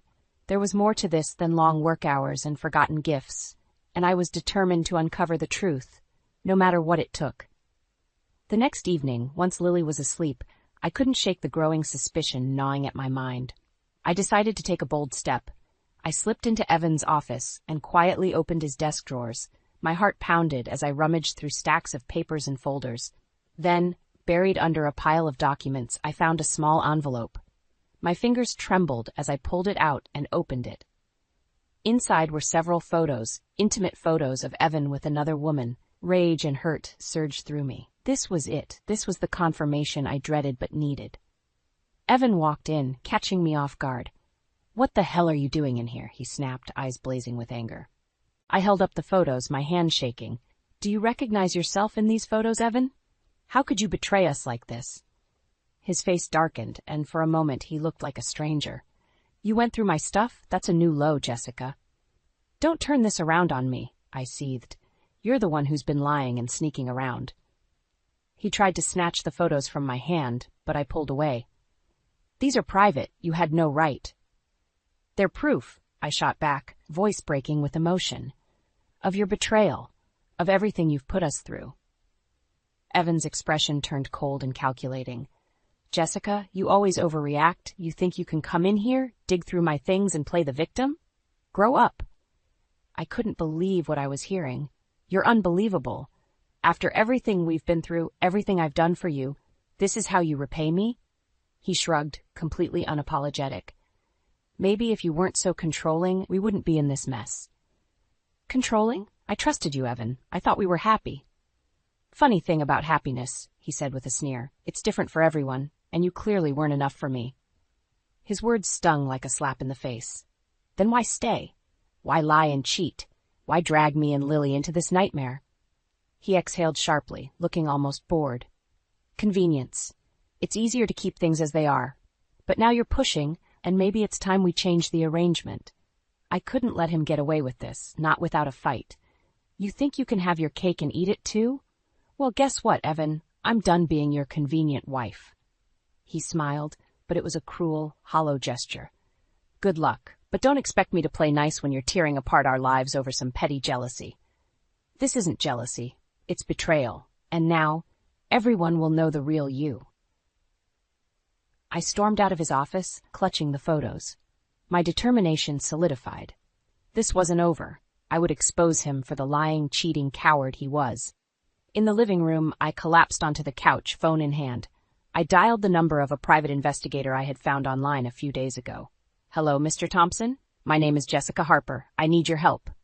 He listened as I explained my situation, my voice steady despite the turmoil inside. We'll get to the bottom of this, Mrs. Harper. I'll start immediately, he assured me. I hung up, feeling a surge of mixed emotions, relief, anger, and a fire that burned brighter than ever. Evan's betrayal had lit a fuse, and I was ready to watch him face the consequences. From the darkness of our once happy home, I was determined to bring the truth to light. This was just the beginning. Evan had no idea what was coming. He'd regret underestimating me. I spent the next few days in a blur of activity, but just setting plans into motion with a resolve I didn't know I had. First, I reached out to Rick Taylor, a sharp attorney recommended by Anna. Rick listened intently as I laid out my situation. I've informed our lawyers and both of our families. There's no turning back now, Evan. I rehearsed under my breath as I gathered documents for Rick. In his office, Rick reviewed the photos and details I provided. This is solid. We'll hit him hard with this. Brace yourself, Jessica. This won't be easy, but you've got a strong case. I nodded, relief and apprehension swirling within me. Thanks, Rick. I'm ready for what's to come. That evening, I packed a few essentials for Lily and myself. Evan was out again, probably with his mistress. I called Anna, who offered us a place to stay for a while. Anna greeted us at her door with open arms. You're welcome here as long as you need, Jess. With a comforting hug, she ushered us in. Thanks, Anna. I can't tell you how much this means to me. No need for thanks. Just make yourself at home, Anna said, showing us to our room. I laid Lily down, her small frame practically swallowed by the big guest bed. She looked so peaceful, unaware of the storm that was wreaking havoc on our lives. The next morning, I met with Rick again to finalize the necessary steps. I'll prepare the paperwork for the divorce. You've also mentioned you think he's been using your joint account for his affair? Yes, I'm almost certain of it. Can we investigate that too? I asked, determination simmering beneath my calm exterior. Rick nodded. Absolutely. We'll subpoena his financial records. This could work heavily in your favor. With everything set in motion, I took a moment to breathe. Every step was a small move towards reclaiming my life, but there was a heavy weight in my chest, knowing the toll this would take on all involved. Later that afternoon, I made my way back to our house to collect more of our belongings. Evan was there, hovering by the door, eyes darkened with suspicion. Running away, Jessica? Thought you'd face your mess like an adult, he sneered. I'm not running. I'm acting. We're done, Evan. I've already spoken to a lawyer, I said, my voice steady and unyielding. His eyes narrowed. What good do you think a lawyer will do? You're blowing this up for no reason. Think you can really take me on? I stood firm, refusing to be intimidated. I've informed our families and the lawyers. There's no turning back now. You will face the consequences for what you did. He scoffed, but I saw a flicker of worry. You think you're so righteous. Let's see how long you last without my support. I'll manage.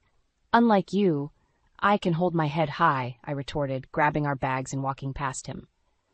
As I left the house, I felt a shift. The house that once symbolized our family was just a building now, one that imprisoned memories of deception and misplaced trust. Back at Anna's place, I hugged her tightly. Thanks for letting us stay here. It means a lot, I said, the heaviness in my voice echoing my exhaustion and determination. You're strong, Jess. This will pass. You have a whole future ahead of you, she reassured me, her warmth giving me strength.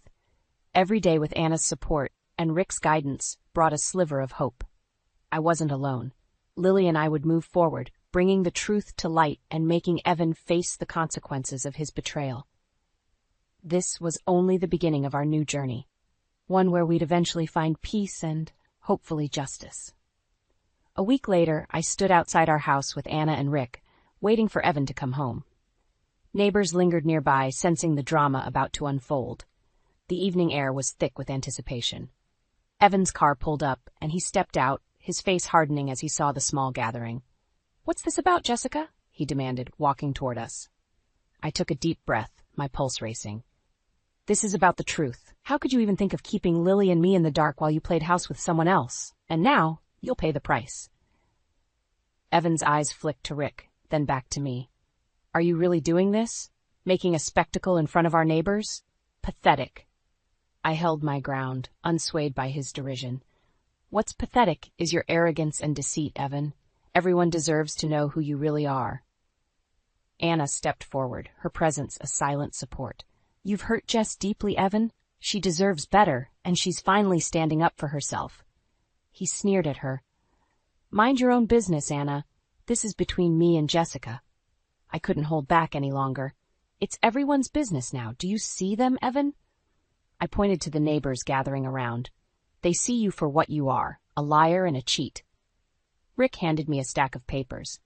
"These are the documents detailing your embezzlement from our accounts, Evan. We have proof you funded your affair with money meant for our family." I watched the color drain from his face. "This is outrageous. You have no right." Rick interjected smoothly. "Actually, Jessica does have the right. We'll be conducting a full audit of your finances. This won't end well for you." The neighbors murmured, their whispers fueling the air with curiosity and judgment. Evan's facade began to crumble, the weight of his actions pulling him down. You think you can ruin me with this circus? His voice trembled, anger giving way to fear. You've ruined yourself, Evan. This is just the beginning of the consequences. Everything you've tried to hide will come to light, I said firmly. As if on cue, a woman appeared from the shadows. Samantha, Evan's mistress. Her face paled when she saw the crowd. Evan, what's going on? He turned to her, panic flashing in his eyes. Samantha, go back to the car. But it was too late. The damage was already done. Your lies have caught up with you, Evan, I said, my voice steady. Our neighbors, our families, they all know now. You can't hide anymore. Rick stepped forward with finality. Public humiliation is just the start, Evan. There's a legal storm heading your way. Divorce, financial audits, and professional disrepute. Prepare yourself. Evan looked like a cornered animal, his confidence shattered. You're doing this to hurt me, Jessica? Is that what this is all about? This is about justice. You won't walk away from this unscathed. It's time you face the repercussions of your actions, I declared. The crowd watched in silence, the air thick with the weight of Evan's downfall. His once pristine reputation lay in tatters, exposed for all to see. As I turned to leave, Anna and Rick by my side, I felt a sense of closure. The path ahead would be tough, but this confrontation was a pivotal step toward reclaiming my life. Evan's judgment was just beginning, and I wasn't alone in this fight. For the first time, I felt true, unwavering resolve. As we walked away, I glanced back one last time, seeing Evan standing there, surrounded by the wreckage of his deceit. It was a sight that cemented my determination. The truth was out now, and there was no turning back. The following week, I found myself in Rick's downtown office once again. The faint hum of the city outside contrasted sharply with the charged atmosphere inside. Rick laid out the documents in front of us. We're ready to file. The evidence is compelling, he said, his tone matter of fact. Evan walked in, eyes dark with anger. Jessica, this ends here. You're making a mistake. I met his gaze head on. No, Evan, the mistake was yours. Now it's time for the consequences. The defiance in my voice surprised even me. Rick addressed Evan directly. I've reported your misconduct to the board. Say goodbye to that promotion and hello to a lawsuit. Evan's face twisted with rage. You think you've won? This is just a phase. You won't get away with ruining my life. I'm not ruining anything, Evan. You did this to yourself. I'm just ensuring justice, I replied, my voice steady despite the storm brewing inside me. He leaned forward, his voice a low growl. You're vindictive. You can't take that, I moved on. This will only backfire on you. Rick cut in smoothly. I think you need to understand the gravity of your situation. Embezzlement, infidelity, and breach of trust are serious charges. Evan shot Rick a scathing look. You're just her mouthpiece. She'll drop this nonsense soon enough. I stood up, facing him squarely. No, I won't. This isn't nonsense. Every lie, every betrayal, it all comes to light now. You can't bully me into submission anymore. Evan's laugh was bitter and hollow. You're naive, Jessica. Do you think the corporate world cares about your moral high ground? They don't. Rick smiled calmly, showing a confidence that rattled Evan. Her moral high ground, as you call it, is also backed by legal evidence. The board cannot ignore that. Evan scoffed, but I could see the cracks in his facade. You're throwing away everything for what? Spite? No, Evan, for truth, I corrected. Lily and I deserve better. We deserve honesty. Evan turned to leave, shaking his head. You're making a big mistake, Jessica. One you'll regret. Rick's voice followed him out. We'll see you in court. As the door shut, I felt a weight lift off my shoulders. Rick placed a reassuring hand on mine. You're doing the right thing. The weeks that followed were a whirlwind of legal motions and preparations. The day of the hearing, the tension in the air was palpable. Evan arrived with his lawyer, a shrewd-looking man with a practiced air of confidence.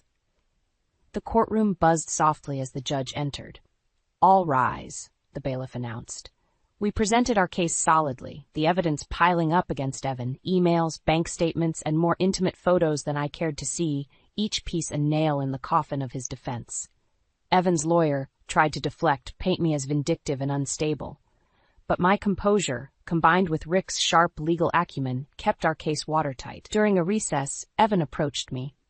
This is your last chance to call this off, Jessica. I've reported your misconduct to the board. Say goodbye to that promotion and hello to a lawsuit, I repeated, the words now seared into my mind. I'm not backing down. His face contorted with rage. This isn't over.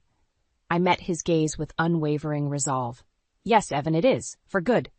As the judge returned with the final decision, I held my breath. The ruling was firm.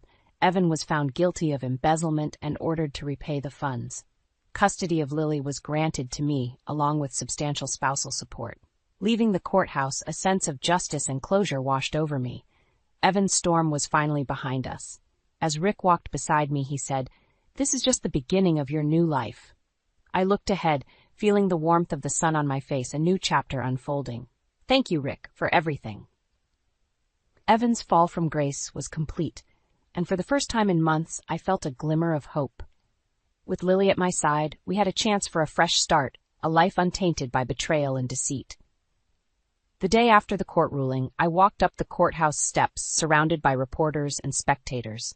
The media buzzed around Evan's downfall. Cameras flashed, capturing the final spectacle of his shattered life. Evan stormed past me, his face a mask of fury. "You think this is over, Jessica?" he barked, eyes blazing. "You'll regret every bit of this." Ignoring him, I pushed through the crowd, Rick close by my side. He approached a group of reporters waiting eagerly for a statement. "My client has delivered a powerful message about justice and integrity today," Rick said firmly. "No one is above the law." Someone in the crowd shouted at Evan, "How does it feel to lose everything?" Evan spun around, his voice dripping with venom. "This isn't over. She'll pay for this." But his threats couldn't touch me anymore. I felt untouchable, standing in the light of truth. The front page headlines the next day read, "Corporate Exec Falls from Grace, Embezzlement and Infidelity Exposed." Evan's boss, David Brooks, was among those reading the news. Later, David called me into his office. As I stood there, he leaned back in his chair, studying me. "Mrs. Harper, this must have been quite an ordeal for you." "Yes, it has," I said, maintaining a composed stance. "But it was necessary," David sighed. "Evan's actions have tarnished our company's reputation. We've terminated his employment effective immediately." "I understand," I replied, feeling a mix of relief and lingering sorrow for what could have been. "That being said," David continued, "we appreciate your courage. If you ever need any support, don't hesitate to reach out." "Thank you, Mr. Brooks," I said, genuinely touched. As I left the office, I was overwhelmed with a sense of vindication. Evan's downfall had been swift and deserved. His loss of employment was just the beginning. By the midday news update, the full extent of his fraud was public knowledge, plunging him into scandal. Rick called later that afternoon. "The investigation has uncovered even more damning evidence. Evan's looking at significant jail time." "Good, it's what he deserves," I replied, feeling no sympathy. That evening, I watched Lily play in the park. Claire, Evan's mother, approached cautiously. "Jessica, may I sit?" "Of course," I replied, giving her room. Claire looked weary. "I'm so sorry for everything my son put you through. I never imagined he would fall so low." "Thank you, Claire. I'm just focused on the future now, for Lily and me." My gratitude was genuine, but my firm resolve had no room for bitterness. "I want you to know," Claire added, "you have my full support. Evan, he made his choices, but Lily deserves a stable, loving environment." "I appreciate that, Claire. Truly," I said, squeezing her hand. Her support was a balm to the deep wounds Evan had left. As the sun dipped below the horizon, casting golden hues over the park, I felt an undeniable sense of closure. Evan's kingdom had crumbled, leaving me to rebuild from the remnants. That night, as I tucked Lily into bed, she asked, "Mommy, is Daddy coming back?" I pulled her close, kissing her forehead. "No, sweetie. Daddy made some bad choices, but we're going to be okay. I promise." Lily nodded sleepily. "Okay, Mommy, as long as we're together." Tears pricked at my eyes, but I held them back. "Yes, my love, always together." Sitting by her bedside, watching her drift into dreamland, I realized the enormity of what lay ahead. The road wouldn't be easy, but it was ours to tread. Somewhere in the distance, Evan was grappling with the full weight of his actions, his world falling apart piece by piece. He'd face justice alone, stripped of the power he once wielded with such arrogance. For Lily and me, every day would be a step toward healing, toward building a new life anchored in trust and love. And as the dawn of a new chapter broke, I knew we'd rise stronger, unmasked and unbroken. A few months later, a crisp fall breeze stirred the leaves in the park as Lily and I sat on a bench watching her play.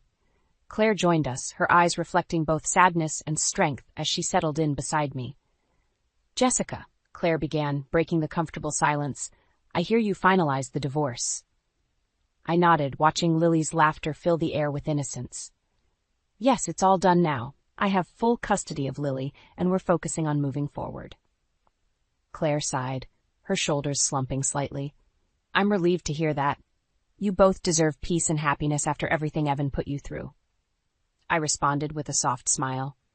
"Thank you, Claire. Your support has meant the world to us." She reached for my hand, squeezing it gently. "Evan's disgrace has been hard to bear, but he made his choices. It's a hard pill to swallow, but he's paying the price for his actions." "Has he reached out to you?" I asked, curious but cautious. "A few times," she admitted, "but I told him I couldn't condone what he did. I won't enable his behavior. And I've made it clear that my allegiance is with you and Lily." Tears welled in my eyes, gratitude swelling in my chest. "Thank you for standing by us, Claire. It's been a harrowing journey, but knowing you're with us has made it a bit easier." Claire's face softened. "You've shown remarkable strength, Jessica, more than anyone should have to, but you're starting anew, and that's what's important."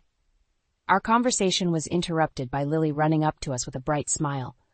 "Mommy, can we go to the ice cream shop now?" I chuckled, ruffling her hair. "Sure, sweetie.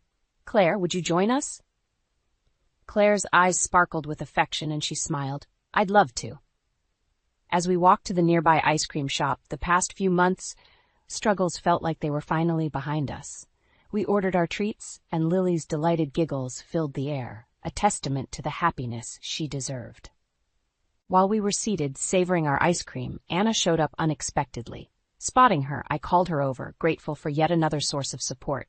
"Hey, Jessica." "Claire," Anna greeted, pulling up a chair. "How's everything?" "Getting better," I replied, genuinely feeling the weight of truth. "Each day is a little brighter." Claire nodded in agreement. "We're taking it one step at a time, but there's hope." Anna smiled warmly. "That's the spirit. You're stronger than you realize." Our conversation shifted to lighter topics, the bond of friendship and family providing a sense of normalcy. It was a reminder that life could be good again, untainted by Evan's betrayal. Later that night, as I tucked Lily into bed, she looked up at me with those wide, innocent eyes. "Mommy, are we happy now?" I kissed her forehead, feeling a warmth spread through my soul. "Yes, my love, we are happy and will keep finding new ways to be even happier."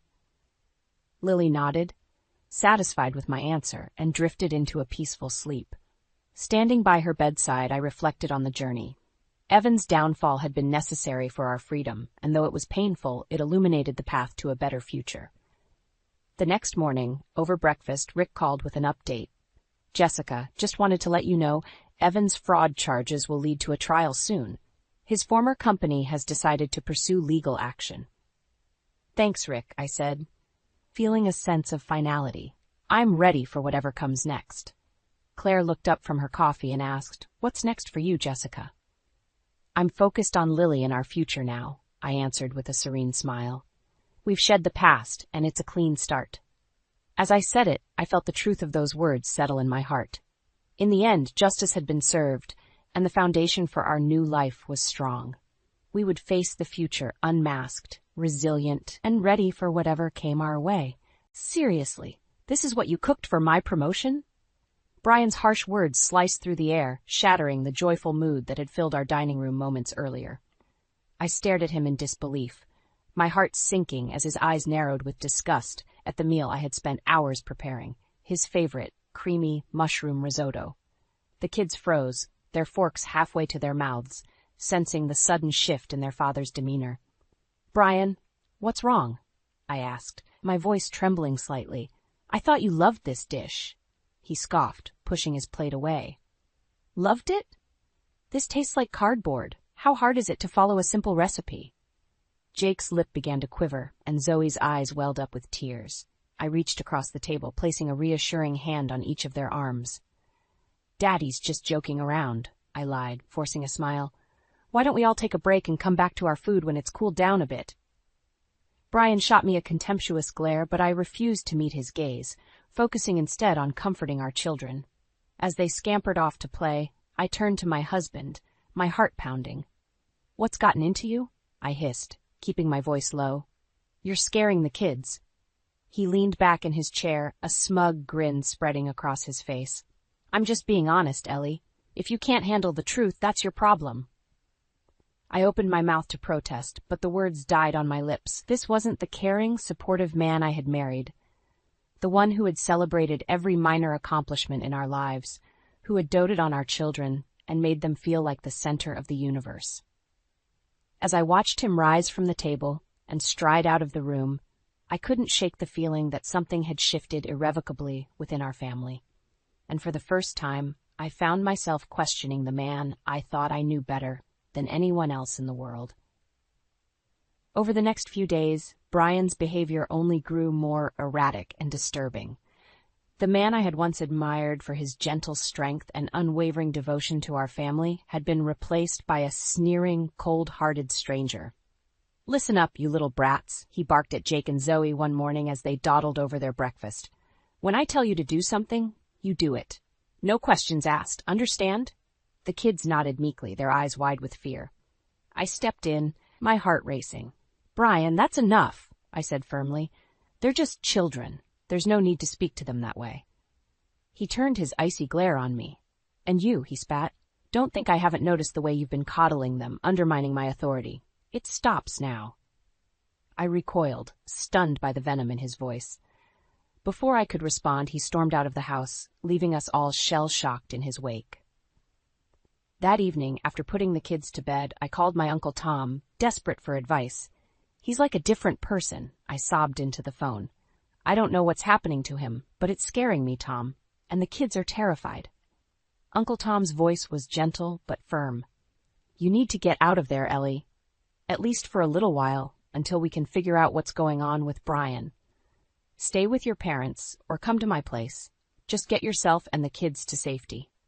I shook my head, even though he couldn't see me. I can't just leave, I protested. He's my husband, the father of my children. I have to try to help him, to get through to him.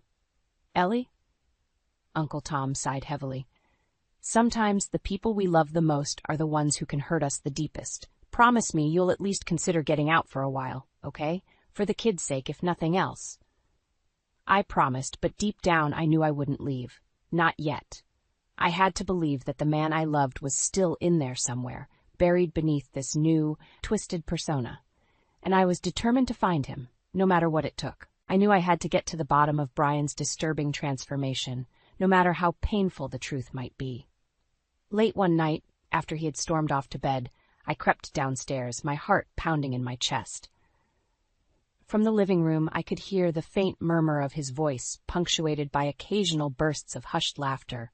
Straining to listen, I made out the words Megan and can't wait to see you again.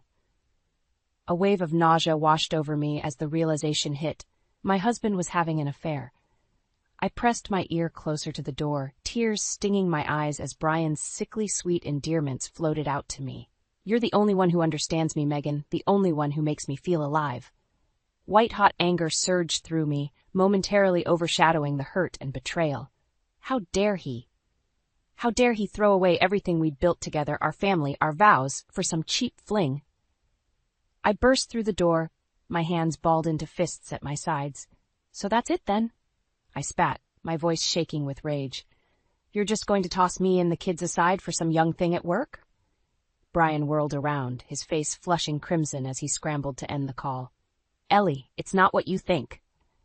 Don't lie to me, I screamed, all pretense of composure abandoned. I heard everything, you miserable bastard. How could you do this to us? He narrowed his eyes, his lips curling into a sneer. Don't act so innocent, Ellie. You've been smothering me for years, treating me like a child instead of a man. Megan understands me, respects me. She's not some nagging shrew like you. The words stung like a physical blow, but I refused to back down. You're a coward, Brian. A selfish, spineless coward. And if you think for 1 second that I'm going to stand by and let you destroy this family, you're sadly mistaken. He laughed then, a harsh, grating sound that chilled me to the bone. Oh, really? And what are you going to do about it, huh? Leave me? Go ahead, be my guest. But just remember, without me, you and those brats are nothing. In that moment, as I stared into the cold, dead eyes of the man I had once loved more than life itself, I knew our marriage was over. The only question was, how far was I willing to go to protect my children from the monster their father had become? After my confrontation with Brian, I knew I had to get out. But where could I go? With no job and no savings of my own, I was completely dependent on him financially. That's when I remembered my parents' offer to let me stay with them if things ever got bad. At the time, I had brushed it off, certain that Brian and I were solid. But now, I dialed their number with trembling fingers, praying they would answer. Mom picked up on the third ring. "Ellie? Sweetheart, what's wrong?" Her voice was laced with concern. I took a deep, shuddering breath. "Mom, I need your help. Brian, he's..." The words stuck in my throat as a fresh wave of tears spilled down my cheeks. "Say no more," she said firmly. "Your father and I will be there first thing in the morning to get you and the kids out of there. You just focus on packing a bag, okay?" Relief washed over me, closely followed by a pang of guilt. "But Mom, I can't just show up on your doorstep with no warning. What about..."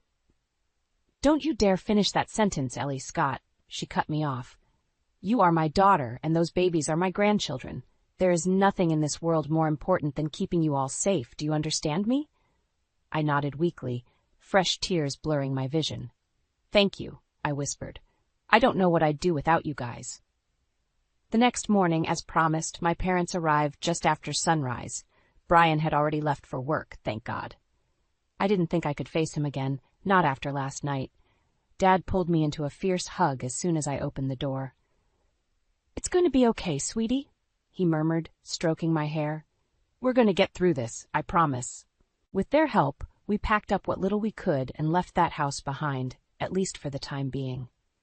As we drove away, the kids clutching their favorite stuffed animals in the back seat, I couldn't help but feel a twinge of sadness for the life I thought we'd had. But that life, I realized, had been a lie, and it was time to start over, no matter how hard it might be. My first call once we were settled at my parents' place was to my Aunt Linda, who worked as a realtor. If I was going to build a new life for me and my kids, I needed my own place. "Don't you worry about a thing, honey," she assured me when I explained the situation. "I'll find you the perfect little nest egg, you'll see. Just focus on those babies for now." True to her word, within a week, Linda had lined up a cozy, 2-bedroom apartment in a good school district. It wasn't much, but it was ours, a safe haven, free from Brian's toxic influence. As I signed the lease, finally feeling like I could breathe again, I made a silent vow. From now on, protecting my children would be my top priority. No matter what it took, I would make sure they never had to experience the fear and pain their father had inflicted on our family. If exposing Brian's true nature to the world was the only way to keep them safe, then so be it. The gloves were off. The move into our new apartment was bittersweet. On one hand, I was relieved to finally have a safe space for me and the kids, away from Brian's toxic presence. But it also meant accepting that my marriage was truly over, and that hurt in a way I could never have prepared for. As the movers unloaded the last of our meager belongings, I surveyed the empty living room with a heavy heart. So many dreams, so many hopes for our future, all gone up in smoke because of one man's selfish actions. "Mommy?" Jake's small voice broke through my reverie. "Is Daddy coming to live with us here too?" I knelt down and pulled him into a tight embrace, fighting back tears. "No, baby. Daddy, he's going to stay at our old house for a little while." Zoe toddled over, her brow furrowed in confusion. "But why? Doesn't Daddy love us anymore?" "Of course he does, sweetie," I lied through my teeth. At this point, I wasn't even sure Brian was capable of love. Sometimes, grown-ups just need a little break from each other, that's all. The kids seemed to accept my explanation for now, but I knew that as they grew older, more questions would inevitably come, and I dreaded the day when I'd have to tell them the full, ugly truth about their father. In the days that followed, I threw myself into making our new place a home, determined to create a safe haven for my little family. But I also knew I couldn't hide from Brian forever. Sooner or later, we'd have to face each other again. That day came about a week after we moved in. I was unloading groceries when I heard a familiar laugh drifting through the parking lot. I froze, my heart pounding, as 2 figures rounded the corner.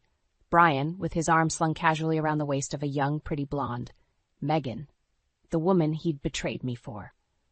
Before I could turn and leave, she spotted me, her eyes going wide with surprise, and was that fear? Brian, oblivious, merely grinned wolfishly. Well, well, if it isn't my darling wife, he sneered. Quite the little love nest you've made for yourself here, Ellie.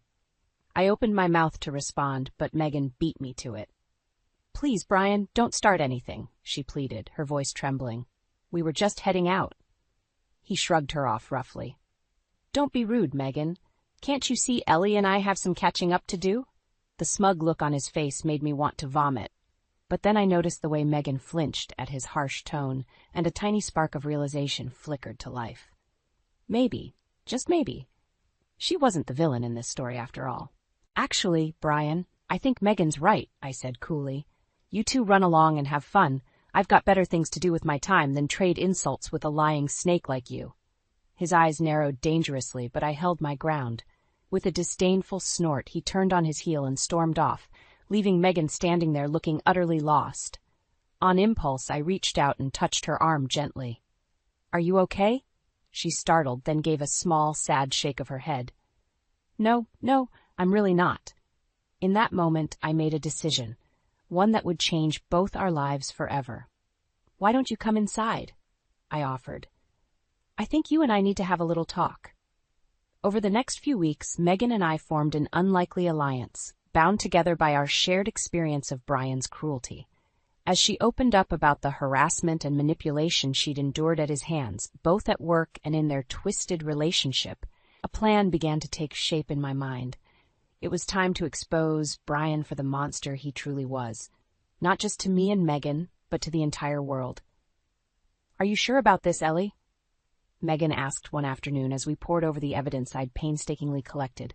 Photos, emails, even a secret recording of one of Brian's vile, threatening phone calls. If we go through with this, there's no going back. I squared my jaw, my hands trembling only slightly as I looked her in the eye. I'm sure. He needs to be stopped, Megan. For your sake.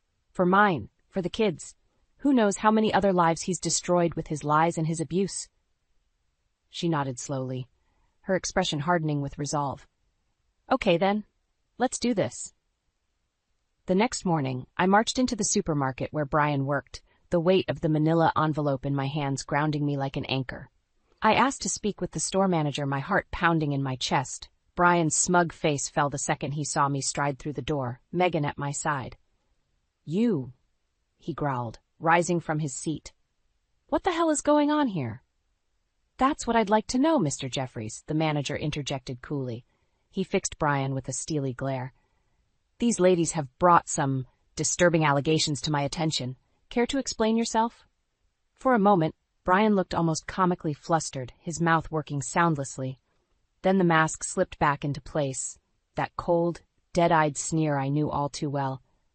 I don't know what lies these two psychos have been feeding you, he spat. But I can promise you, it's all a bunch of crazy, vindictive nonsense. This one, he jabbed a finger at me, has had it out for me ever since I left her pathetic ass. White-hot rage licked at my insides, but I forced myself to remain calm, turning to the manager with an eerie sense of tranquility. With all due respect, sir, I think the evidence speaks for itself. I handed him the file, watching impassively as he flipped through the contents, the photos of Megan's bruises, the recordings of Brian's threatening calls, the statements from other employees corroborating his pattern of intimidation and harassment. The manager's face drained of color as he digested it all. When he finally looked up at Brian again, there was a new hardness in his eyes and more than a hint of disgust. Get out, he said, his voice low and dangerous. Get out of my store and don't even think about coming back. We'll be launching a full investigation in incidents, but I can promise you, your career here is over. For once, Brian seemed to have no snide comeback, no smarmy deflection. He simply stared at me, anger and hatred burning in his eyes. In that moment, I knew he saw me for what I truly was, not a meek, helpless victim, but a force to be reckoned with. Someone who would stop at nothing to protect herself and those she loved. As security escorted him from the building, I felt Megan's hand slip into mine, giving it a gentle, grateful squeeze. Thank you, she whispered, her eyes shining with a mixture of relief and triumph. You saved me, Ellie. You saved us both. And in that moment I knew that no matter what lay ahead, it would all be worth it. Because this time, finally, the price for Brian's cruelty was one he wouldn't just be able to walk away from. Brian's downfall was swift and brutal after our explosive confrontation at the supermarket. Within days, news of his suspension and the impending investigation had spread like wildfire, both among his former colleagues and throughout our small community. At first, he tried to downplay it all, putting on that same smarmy, arrogant front he'd perfected over the years. "It's all just a misunderstanding," he insisted whenever someone dared to ask about the rumors. "Those vengeful witches are trying to ruin me, but they don't have a shred of proof." Oh, how wrong he was. With Megan's brave testimony and the mountain of evidence we'd compiled, the investigation quickly uncovered a sordid pattern of abuse and harassment stretching back years. Employee after employee came forward, emboldened by our actions, to share their own horror stories about Brian's cruel, bullying behavior. Even some of his buddies from the loading dock, the same ones who used to laugh and high-five him in the break room, turned against him when confronted with the ugly truth. "I always knew Jeffries was a bit of an ass," one former friend confided to me with a shamefaced look. "But I never imagined he was capable of the stuff you exposed. It's like he was living this whole secret, twisted life none of us ever saw." As the evidence mounted, the supermarket chain had no choice but to terminate Brian's employment, effective immediately, ensuring he would never be hired by any of their stores again. But that was just the start of his very public humiliation. It turned out Megan's father was a senior executive at the company's national headquarters. When he learned the full extent of how his beloved only daughter had been mistreated and manipulated by her manager, he was apoplectic with rage. Megan begged him not to get involved, worried it would seem like she was using her family connections unfairly. But her father was having none of it. "That depraved monster took advantage of my little girl," he growled, his fists clenched tightly at his sides. "He's going to pay for what he did, Megan. I'll make damn sure of it." True to his word, within a matter of days, Brian's name and photo were circulated on an internal corporate watch list, complete with a stern warning about his history of abusive behavior. No matter where he applied, every potential employer would see that scarlet letter blazoned across his file. His once bright career prospects had been torched, going up in flames, alongside the shattered remains of his ego. Everywhere he went, Brian was met with scornful looks and whispers from those who now saw him for the manipulative, vindictive snake he truly was. At one point, he even tried slithering back to me, his tail tucked between his legs, begging for a second chance. "Ellie, please," he whimpered, his eyes wet with self-pitiers. "I'm a broken man. You've taken everything from me. My job, my reputation, my whole life. Can't you find it in your heart to forgive me? For the kid's sake?" I'll never forget the look of pure, unadulterated disgust that twisted my features as I stared him down, revulsion roiling in the pit of my stomach. "Forgive you?" I spat, my voice dripping with contempt. "After what you put me through? After how you terrorized and abused all those innocent people just to feed your massive ego?" I leaned in until our faces were just inches apart, holding his pathetic gaze hostage with my own. "Not a chance in hell, Brian. Now get out of my sight before I have you arrested for trespassing. You're nothing to me anymore. Nothing but a cautionary tale, a living embodiment of karma." As he slunk away, shoulders slumped in defeat, I felt a profound sense of catharsis wash over me. The demon that had nearly destroyed my family was finally exorcised, vanquished by the light of truth and justice. It was over. I'd won. And deep down, I knew my new life, our new life, was just beginning.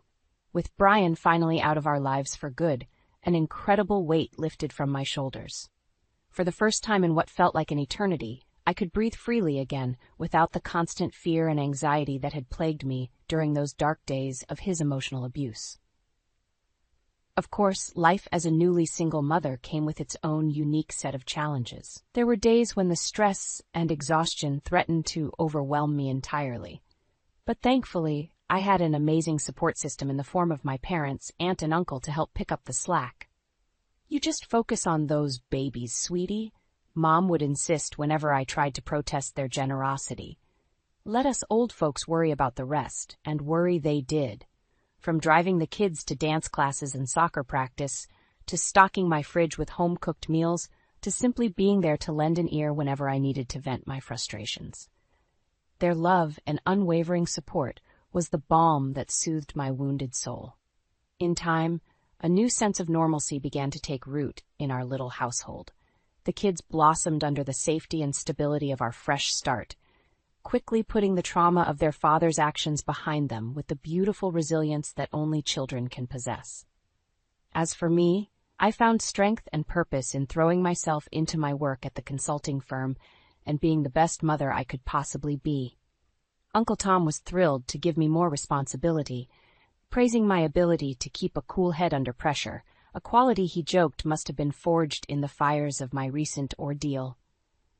"I always knew you were one tough cookie, Ellie girl," he'd say with a wink and that signature twinkle in his eye. "But after seeing you take down that low-life ex of yours, sheesh, I'm just glad I was never on your bad side." We'd share a laugh, but underneath the joviality was a profound sense of pride. In myself, in how far I'd come, in the life I was building from the ashes of my shattered dreams. The months rolled by, and soon it had been over a year since I'd last laid eyes on Brian's wretched face. I hoped he was suffering, wherever he'd slithered off to, that the consequences of his cruel, selfish actions weighed on him every single day. As for me and my little tribe, we were positively thriving. There was a lightness to our days now, an infectious joy that came from being truly, blissfully free from his toxic presence. My biggest worries were making sure the kids got to their activities on time and that I'd remembered to stock up on their favorite snacks. Simple, wonderful little things that I'd once taken for granted, before my life was turned upside down. Sitting on the couch one evening, watching Jake and Zoe playfully squabble over the TV remote, I felt an overwhelming surge of love and gratitude wash over me. These two incredible little humans, their bright smiles and raucous laughter filling our cozy living room, was my reason for enduring the darkness, for pressing on even when it felt impossible, for standing my ground and refusing to let a vile, manipulative bully rob me of the life I deserved.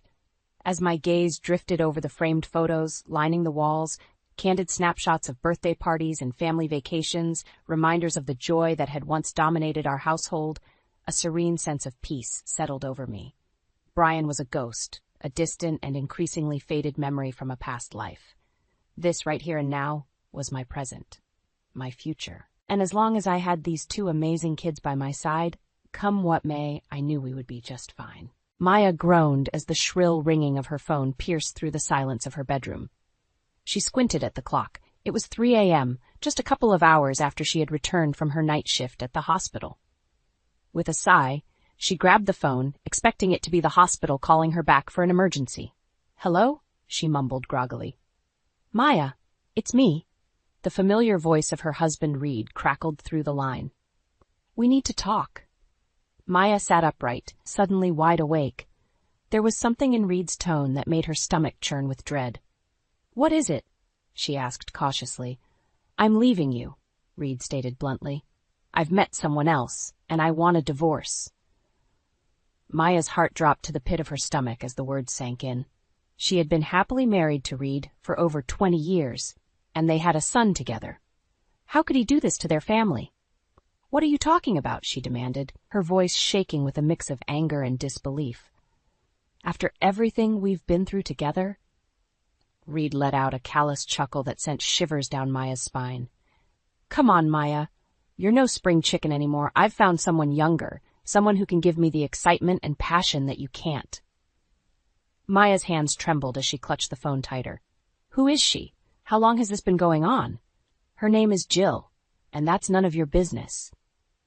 Reed snapped. "I want you out of the house by the end of the week. I've already spoken to a lawyer, and I'll be generous with the settlement, but I want a clean break." Maya's mind raced, trying to process the bombshell that Reed had just dropped on her. She had always been devoted to their marriage, working long hours as a nurse to support their family while Reed pursued his career. And now he was casting her aside like she meant nothing. "You arrogant bastard," Maya spat, her voice dripping with venom. "You think you can just waltz in and out of my life as you please? You have no idea what you've just unleashed." Reed scoffed. "Save the drama, Maya. Just pack your things and go. I'll be in touch with the divorce papers." And with that, he hung up, leaving Maya seething with rage and betrayal. As the tears streamed down her cheeks, she made a vow to herself.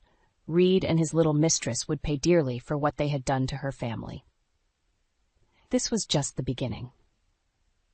After the initial shock of Reed's betrayal wore off, Maya knew she had to take action. Lying in bed, staring at the ceiling, would only fuel her anger and despair. She needed to gather her wits and fight back. The first order of business was to find a good divorce lawyer.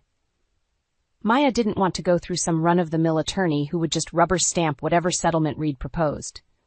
No, she needed someone who was a shark, someone who could ruthlessly protect her interests and make Reed pay for what he had done. Maya spent the next few days scouring the internet and making phone calls until she finally found the perfect candidate, Samantha Weston, a pit bull of a lawyer known for her tenacity and her ability to sniff out hidden assets in messy divorces. At their first meeting, Maya laid out the situation bluntly. "My husband is leaving me for another woman," she stated, her voice laced with barely contained fury. "He thinks he can just discard me like a piece of trash after over 20 years of marriage." Samantha's eyes narrowed, and she leaned forward, her perfectly manicured nails tapping on the desk. "I see," she said, her tone businesslike. "And I take it you want to make sure he doesn't get away with it?" Maya nodded fiercely. "I want to bleed him dry," she hissed, "and I want to expose him and his little mistress for the snakes they are." A predatory smile spread across Samantha's face. "Then you've come to the right place, Mrs. Westwood." Over the next few weeks, Maya and Samantha worked tirelessly, combing through financial records, tracking down hidden assets, and building an airtight case against Reed. It turned out that the bastard had been squirreling away money for years, no doubt in preparation for his little midlife crisis fling. "Look at this," Samantha said one day, sliding a sheaf of papers across the desk. "He's got a secret offshore account with over $500,000 in it, and here are the records of him transferring funds to a woman named Jill Hansen. I'm guessing that's his little piece on the side." Maya's hands trembled with rage as she looked at the damning evidence. "That snake," she spat. "He's been playing me for a fool all these years." Samantha patted her hand reassuringly. "Don't worry, Maya. We're going to make sure he doesn't get away with any of it." With Samantha's guidance, Maya systematically began freezing Reed's accounts and cutting off his access to the funds he had stashed away. She also gathered evidence of his emotional infidelity, documenting phone records and hidden email exchanges between him and his mistress. Finally, the day came when Maya was ready to confront Reed face to face. She arranged a meeting at a neutral location, under the pretense of discussing a settlement. But when Reed showed up, cocky and arrogant as ever, he was in for a rude awakening. "What's this about, Maya?" he sneered, taking a seat across from her. "I thought we were going to keep things civil." Maya fixed him with a steely gaze, her hands clenched into fists under the table. "Civil?" she echoed, her voice dripping with contempt. "You want to talk about civil after you've been lying and cheating on me for God knows how long?" Reed's smug expression faltered as Maya began laying out the evidence, the bank statements, the emails, the phone records. With each damning piece of proof, his face grew paler and paler until he was visibly sweating. How did you find all of this?" he stammered, his bravado evaporating. Maya leaned back in her chair, a triumphant smile playing on her lips. "I have my ways," she said simply. "And this is just the beginning, Reed. You and your little whore are going to pay for what you've done to me and our family." As she watched her soon-to-be ex-husband squirm, Maya knew that she was just getting started. The real battle was yet to come, but for the first time since Reed had dropped his bombshell, she felt a sense of empowerment. She was no longer the victim. She was the hunter, and Reed and his mistress were the prey. With Samantha's help, Maya wasted no time in striking back at Reed and his mistress, Jill. The first step was to freeze all of Reed's hidden accounts and cut off his access to the funds he had squirreled away. "We need to move quickly," Samantha advised, her eyes gleaming with determination. "Once Reed realizes what's happening, he'll try to move the money around and hide it elsewhere." Maya nodded, her jaw set in a grim line. "Do whatever it takes. I want him to feel the same panic and betrayal that I felt when he dropped that bombshell on me. Over the next few days, Maya watched with a sense of grim satisfaction as Samantha systematically dismantled Reed's financial web. One by one, his secret accounts were frozen, his credit cards canceled, and his access to funds cut off. When Reed finally realized what was happening, he came storming into Samantha's office, his face flushed with rage. "What the hell is going on?" he demanded, slamming his fist on the desk. "Why can't I access my accounts?" Samantha leaned back in her chair, her eyes cool and appraising. "I think you know exactly why, Mr. Westwood," she said calmly. "Your little financial shenanigans have been exposed, and we're taking steps to ensure you don't try to hide any more assets." Reed's eyes darted to Maya, who was sitting in the corner, watching the confrontation unfold. "You," he spat, his voice dripping with venom. "You did this, didn't you?" Maya met his gaze levelly, her expression betraying no emotion. "You brought this on yourself, Reed," she said quietly. "You thought you could just discard me like yesterday's trash and ride off into the sunset with your little trollop. Well, think again." Reed's face contorted with rage, and for a moment Maya thought he might strike her. But then Samantha cleared her throat, her voice cutting through the tension like a knife. "I'd be very careful about how you proceed, Mr. Westwood," she said, her tone laced with subtle menace. "We have all the evidence we need to ensure you get the divorce settlement you deserve, which is to say next to nothing." Reed's shoulders slumped, and he sank into a chair, his bravado deflating like a punctured balloon. "You can't do this," he muttered, his voice tinged with desperation. "That money was mine. I earned it." Samantha shook her head, a predatory smile playing on her lips. "Not according to the law," she said. "And by the time we're done, you'll be lucky if you can afford a cardboard box to live in." As Reed sat there, his head in his hands, Maya felt a surge of satisfaction. For years, she had been the dutiful wife, putting her own dreams and ambitions on hold to support Reed's career and raise their son. And this was how he had repaid her, by betraying her in the most callous and cruel way possible. But now, the tables had turned. Maya was the one holding all the cards, and Reed was the one who was about to lose everything. As she watched him sitting there, defeated and broken, she couldn't help but feel a sense of vindication. This was just the beginning, she knew. There was still a long road ahead, with more battles to be fought and more emotional turmoil to endure. But for the first time since Reed's bombshell revelation, Maya felt a sense of hope. She was no longer the victim. She was the architect of her own revenge, and she was going to make damn sure that Reed and his mistress paid for what they had done. As she left Samantha's office, Maya held her head high, her stride confident and purposeful. She was a woman reborn, and she was just getting started. As Maya began to piece together her plan for revenge against Reed and his mistress Jill, she found an unexpected ally in her own son, Ethan. It had been a few days since the confrontation at Samantha's office, and Maya was sitting at home, poring over the mountain of evidence they had gathered against Reed. That's when Ethan walked in, his brow furrowed with concern. "Mom, is everything okay?" he asked tentatively. "I've been hearing some rumors around town about you and Dad." Maya sighed, running a hand through her hair. She hadn't wanted to burden Ethan with the messy details of her failing marriage, but she knew she couldn't keep him in the dark forever. "Your father has been unfaithful," she said bluntly. "He's been carrying on an affair with another woman for God knows how long, and now he wants to leave me for her." Ethan's eyes widened in shock and then narrowed in anger. "That bastard!" he spat. "How could he do that to you after everything you've sacrificed for this family?" Maya shook her head warily.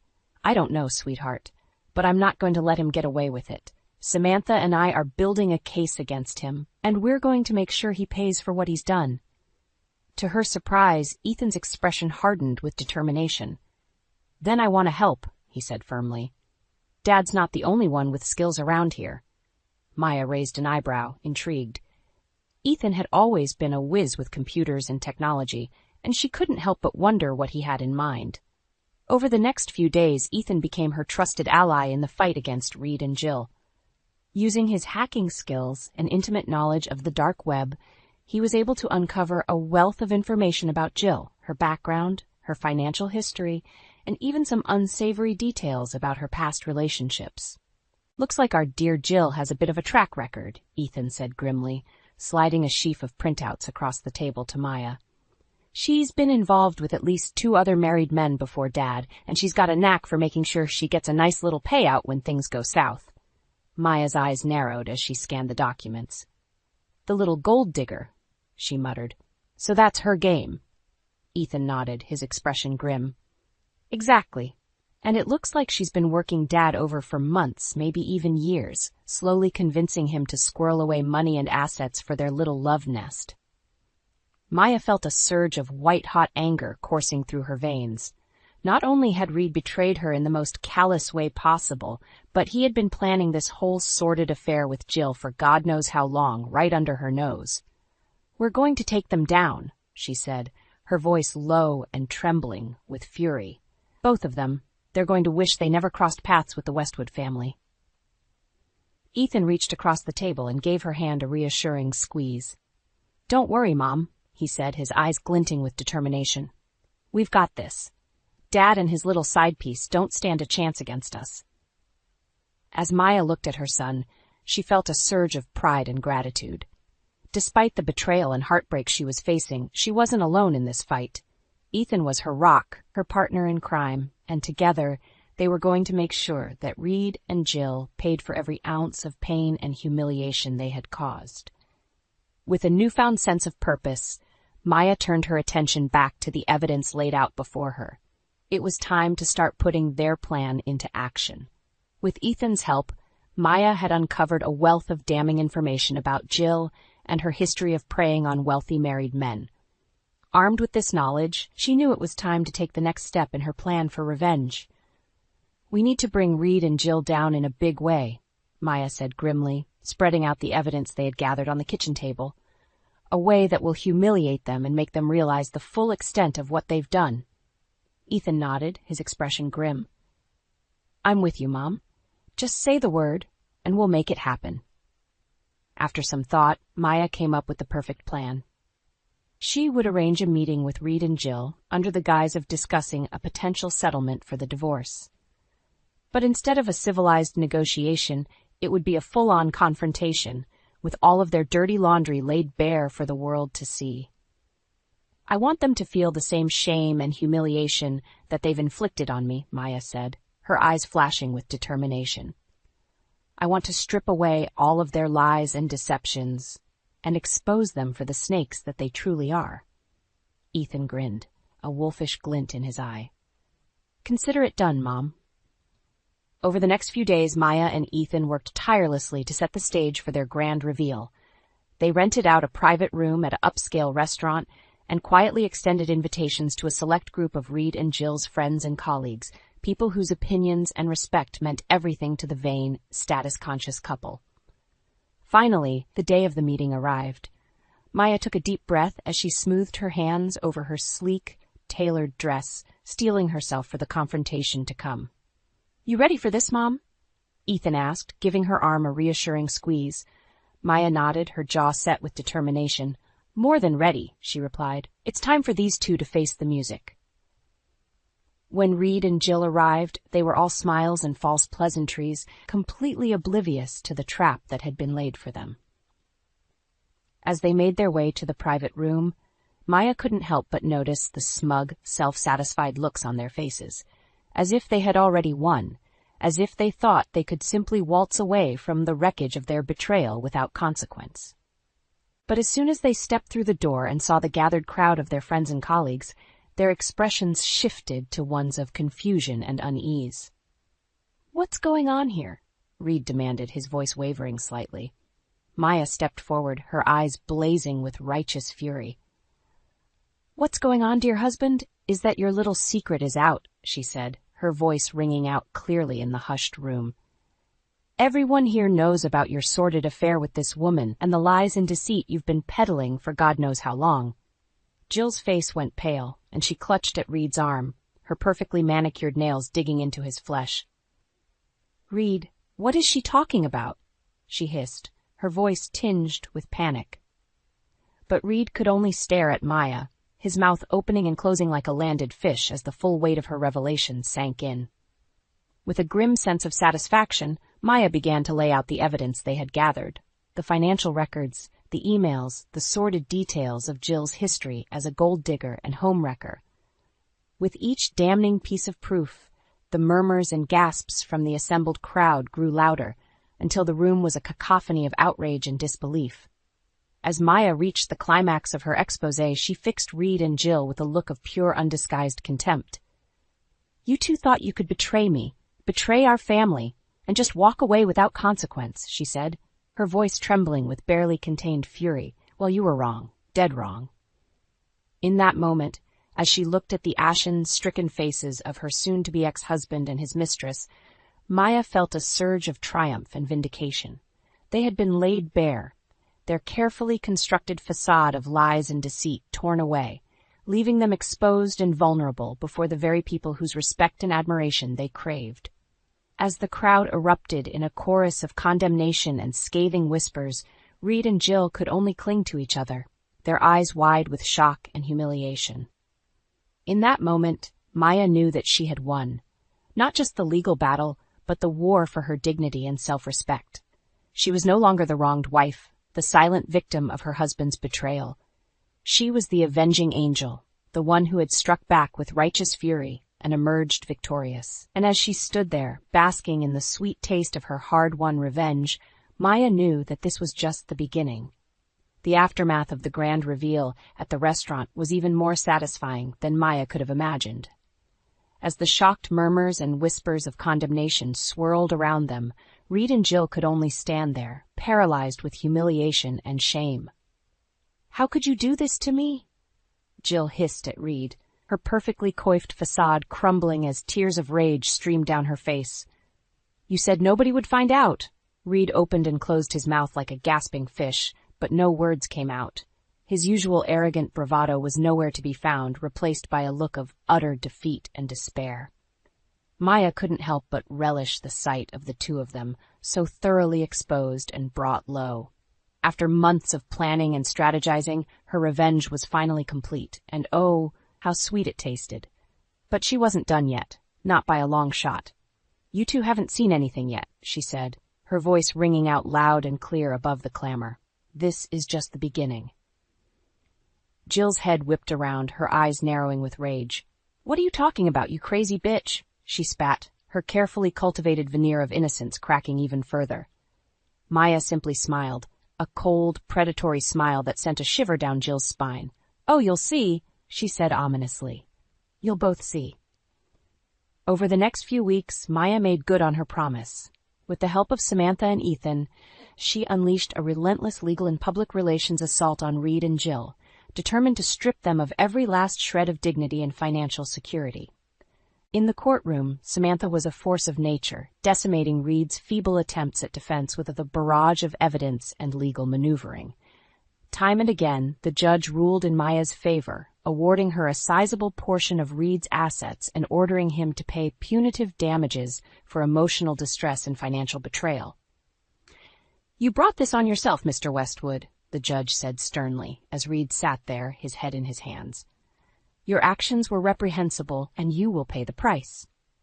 But the real coup de grace came outside the courtroom, where Ethan and Maya waged a scorched-earth campaign to destroy Jill's reputation and social standing.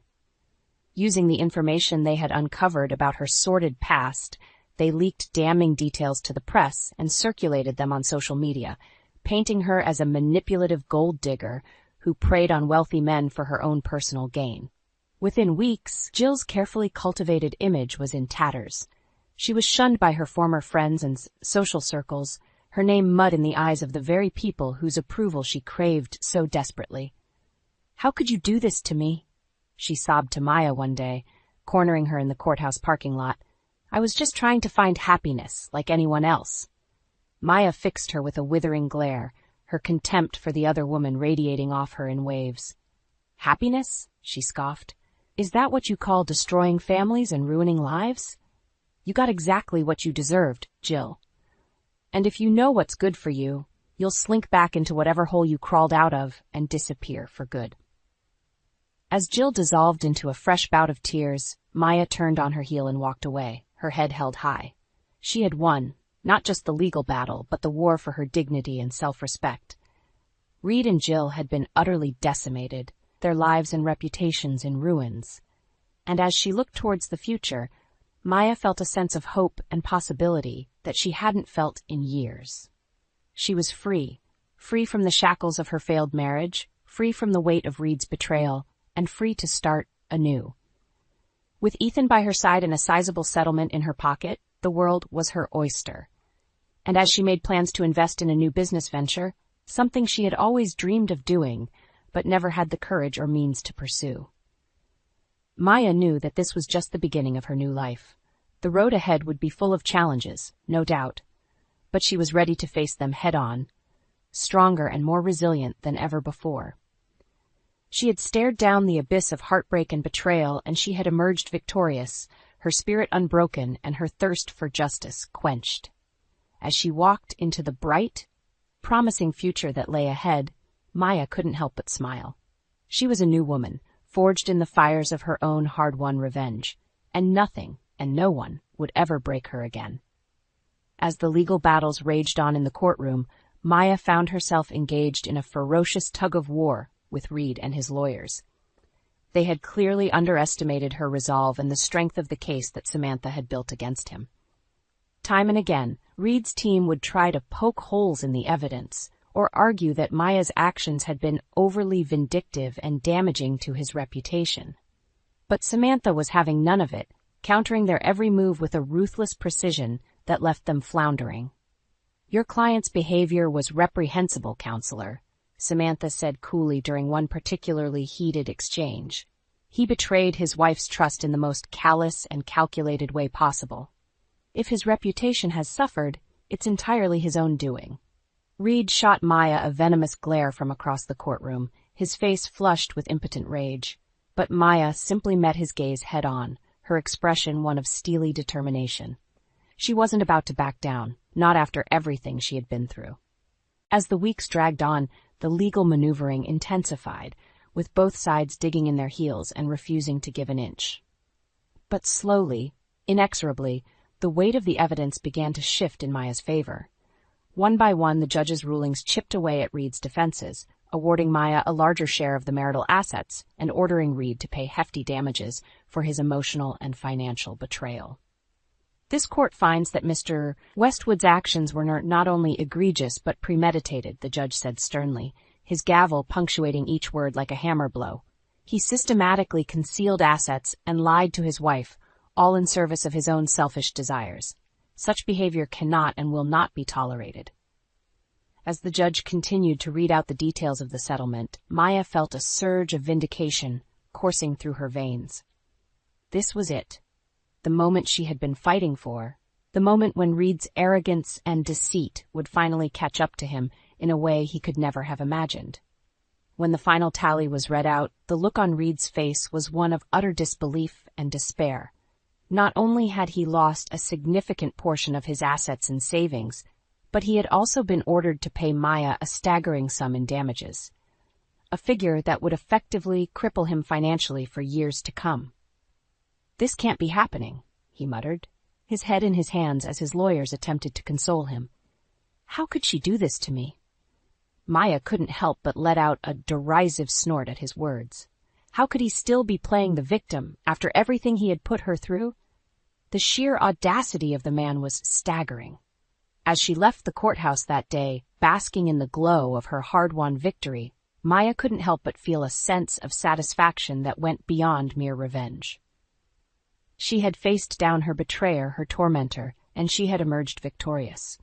Not just legally, but morally and emotionally as well. Reed's arrogance and conceit had been his downfall, and now he was left to pick up the pieces of his shattered life and reputation.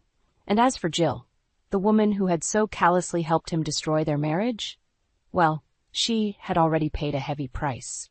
Her name and social standing in tatters, thanks to Maya and Ethan's relentless campaign of exposure. As Maya looked towards the future, she couldn't help but feel a sense of excitement and possibility. With her legal battles finally behind her and a sizable settlement in hand, she was free to pursue her dreams and start anew, unburdened by the weight of her past. And this time, she vowed, no one would ever hold her back or underestimate her again. She was a force to be reckoned with, a woman who had stared down the abyss of betrayal and emerged stronger and more resilient than ever before. As she climbed into her car and pulled away from the courthouse, leaving the ghosts of her failed marriage behind, Maya couldn't help but smile. The road ahead was wide open, and she couldn't wait to see where it would lead her next. With the legal battles finally behind her, Maya felt like a weight had been lifted from her shoulders. The long, arduous road to justice and revenge had taken its toll, but in the end she had emerged victorious, her spirit unbroken, her dignity intact. As she sat down with Ethan to discuss their plans for the future, she couldn't help but feel a sense of excitement bubbling up within her. For the first time in years, she was truly free. Free from the shackles of her failed marriage, free from the weight of Reed's betrayal, and free to pursue her dreams without fear or constraint. "So, what's next, Mom?" Ethan asked, a hopeful glint in his eye. "You've got a pretty hefty settlement to work with. Any ideas on how you want to spend it?" Maya paused for a moment, considering her options. In truth, she had been toying with an idea for years, a dream that she had always pushed aside in service of her family and her marriage. But now, with the world at her feet and a sizable nest egg at her disposal, she felt like the time was finally right. "You know how I've always talked about opening my own little cafe or bakery?" she said, her voice brimming with excitement. "Well, I think I'm finally going to do it." Ethan's face lit up with a broad grin. "That's amazing, Mom," he exclaimed. "I always knew you had it in you, and hey, with my tech skills and your baking talents, we could make one hell of a team." Maya couldn't help but chuckle at her son's enthusiasm. Throughout the long, grueling ordeal with Reed and Jill, Ethan had been her rock, her unwavering support system and partner in crime. And now, as they embarked on this new chapter of their lives, it felt only natural that they should do it together. "You're absolutely right," she said, reaching across the table to give his hand a squeeze. "We make a great team, and with your help, I know we can make this little dream of mine a reality." Over the next few weeks, Maya and Ethan threw themselves into the planning and preparation for their new venture. They scouted locations, pored over business plans, and even took a few cooking classes together to brush up on their skills. It was a whirlwind of activity, but Maya thrived on the energy and excitement of it all.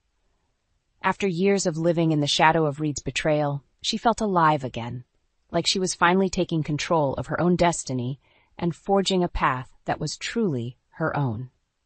And as the pieces began to fall into place, with a prime location secured and the necessary permits and licenses obtained, Maya couldn't help but feel a sense of pride and accomplishment that went far beyond the mere act of opening a business. This was her victory lap, her chance to rise from the ashes of her past and emerge as a stronger, more resilient version of herself. She had faced down her demons, her tormentors, and she had come out on top, not just legally and financially, but emotionally and spiritually as well. As the grand opening day drew near, Maya found herself filled with a nervous excitement that was tempered by a quiet confidence. She knew, deep down, that she was ready for this, ready to take on the world and prove that she was more than just a wronged wife or a victim of circumstance.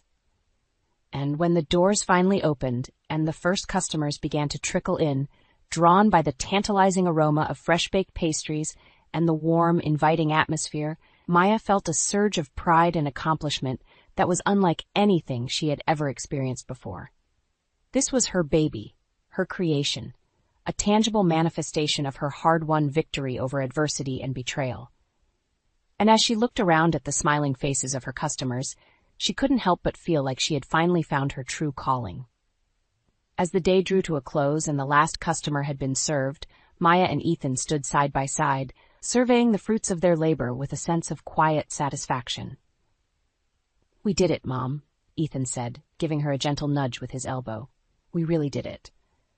Maya nodded, a contented smile playing across her lips. "Yes, we did," she replied. "And this is just the beginning." As she looked towards the bright, promising future that lay ahead, Maya knew that she had finally found her path, a path forged not by the expectations of others, but by her own strength, determination, and unwavering spirit. And as she prepared to embark on this new chapter of her life, she couldn't help but feel a sense of gratitude, not just for the hard-won lessons and triumphs of her past, but for the simple joy and freedom that came with finally being true to herself.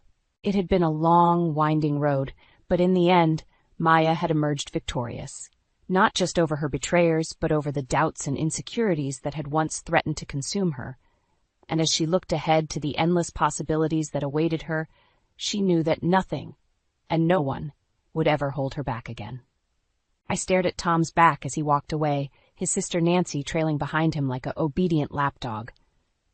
"Maggie, taking care of your mother-in-law is your job while we're gone. Don't mess it up," he tossed over his shoulder without even a glance in my direction. As the front door slammed shut, I let out a long breath, my shoulders sagging.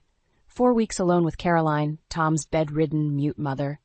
The same woman who had treated me with thinly veiled disdain from the moment I'd married her son 5 years ago.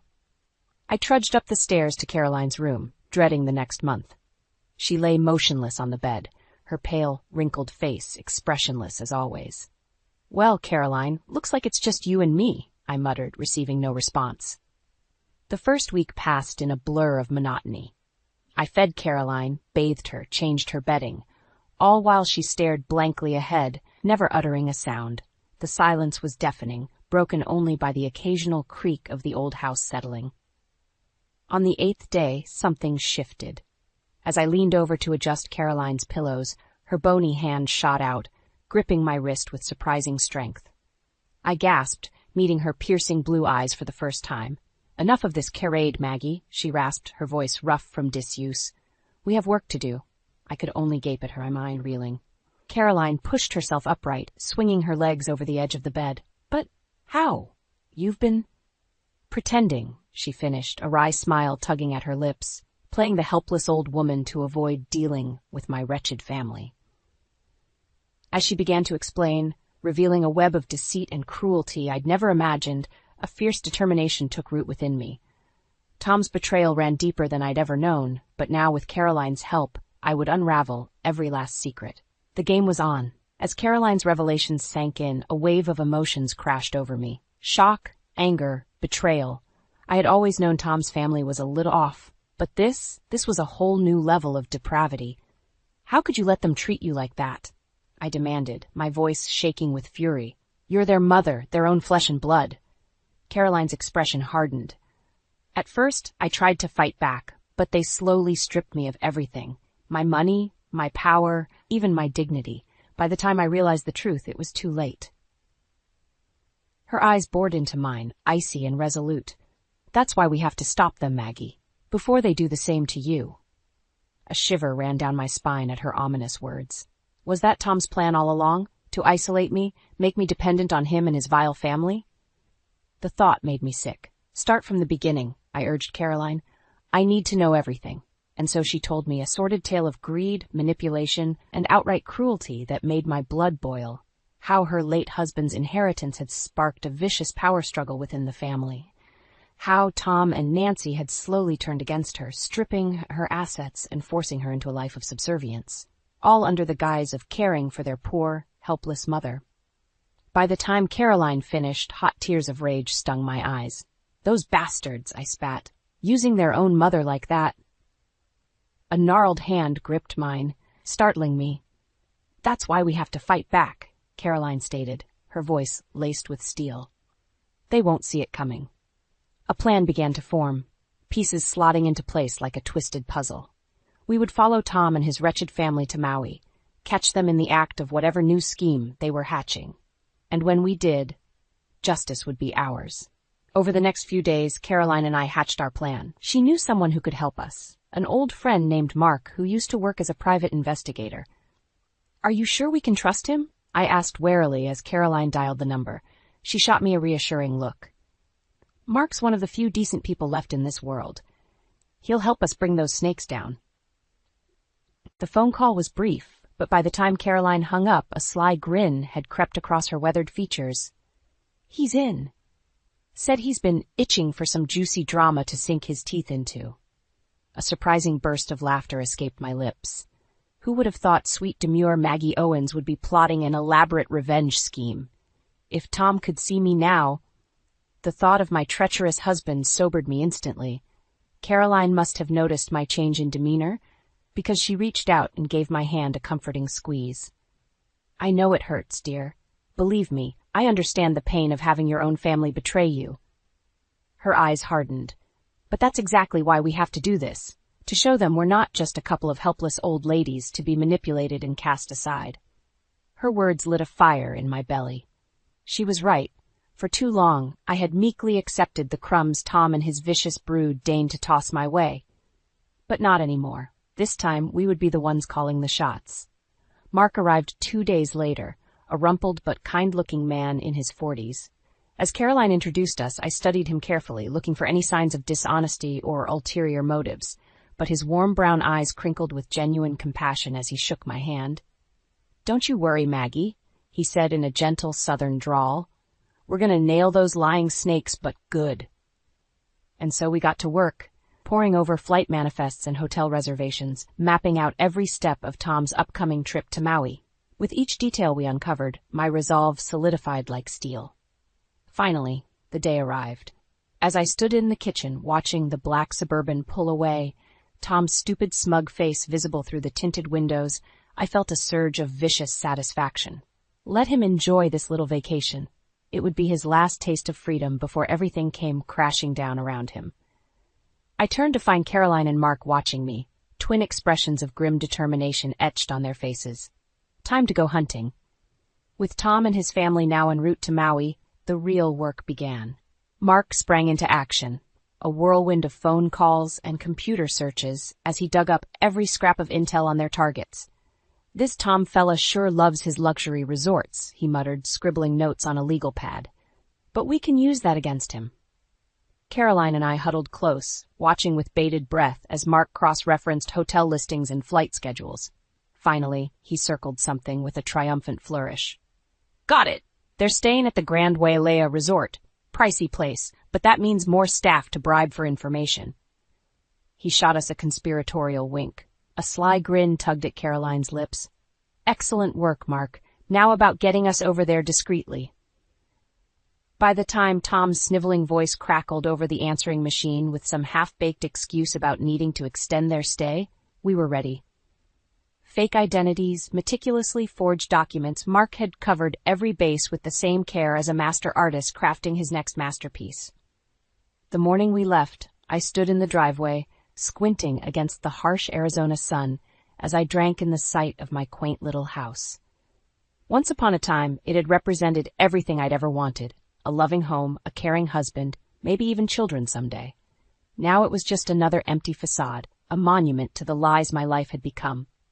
Tossing my suitcase into the trunk with a decisive thunk, I slid into the back seat beside Caroline. Her face was set in stony determination, any traces of frailty or fear utterly banished. This was a woman who had stared into the depths of betrayal and emerged emboldened, ready to face any challenge head-on. As Mark peeled out of the driveway, I twisted in my seat for one last glimpse of the house rapidly disappearing behind us. A strange sense of finality washed over me, as if I were shedding an old, tarnished skin and being reborn into something new, something stronger, uncompromising, unafraid. This time, there would be no more lies, no more hiding in the shadows while others schemed and plotted in the light. This time, the snakes would get their just desserts. Maui was every bit as beautiful as the glossy travel brochures promised: sun-drenched beaches, swaying palms, and crystal-clear waters that seemed to beckon weary souls. Too bad we weren't there for a vacation. Mark had booked us a modest room at a different resort, far enough away to avoid any accidental run-ins with Tom's crew. Not that they'd recognize us anyway, thanks to his meticulously crafted fake identities. "First order of business," he said, tossing a stack of crisp bills on the rickety table, "is getting eyes and ears inside the Grand Wailea." Caroline's eyes glinted with determination.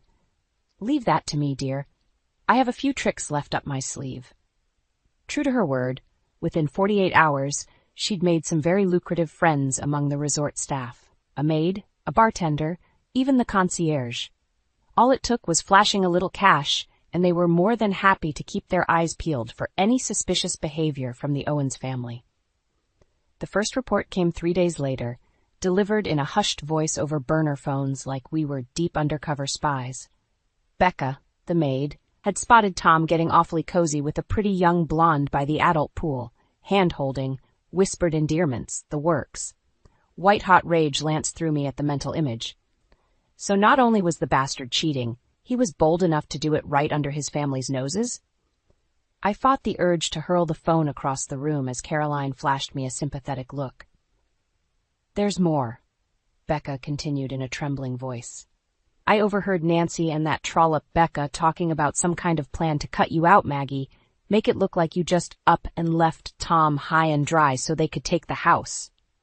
The room seemed to spin around me as the weight of her words sank in. So that's what this whole sick charade had been about, robbing me of everything I had left, leaving me destitute and alone. Tears of fury stung my eyes as Caroline reached out to grip my arm, steadying me. "Breathe, Maggie," she murmured. "We've got them right where we want them." Taking a shuddering breath, I forced myself to nod. Caroline was right. Panicking now would only play right into their hands. We had to stay focused, gather every last shred of evidence to crush them utterly. Over the next few days, the calls kept coming. Sordid details of Tom's affair, overheard conversations about their insidious plot to steal my home and inheritance.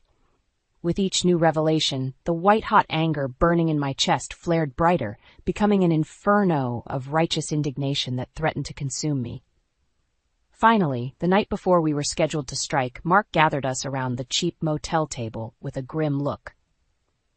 "We've got everything we need to bury those snakes," he stated, his deep voice laced with conviction. "Photos, recordings, the whole 9 yards.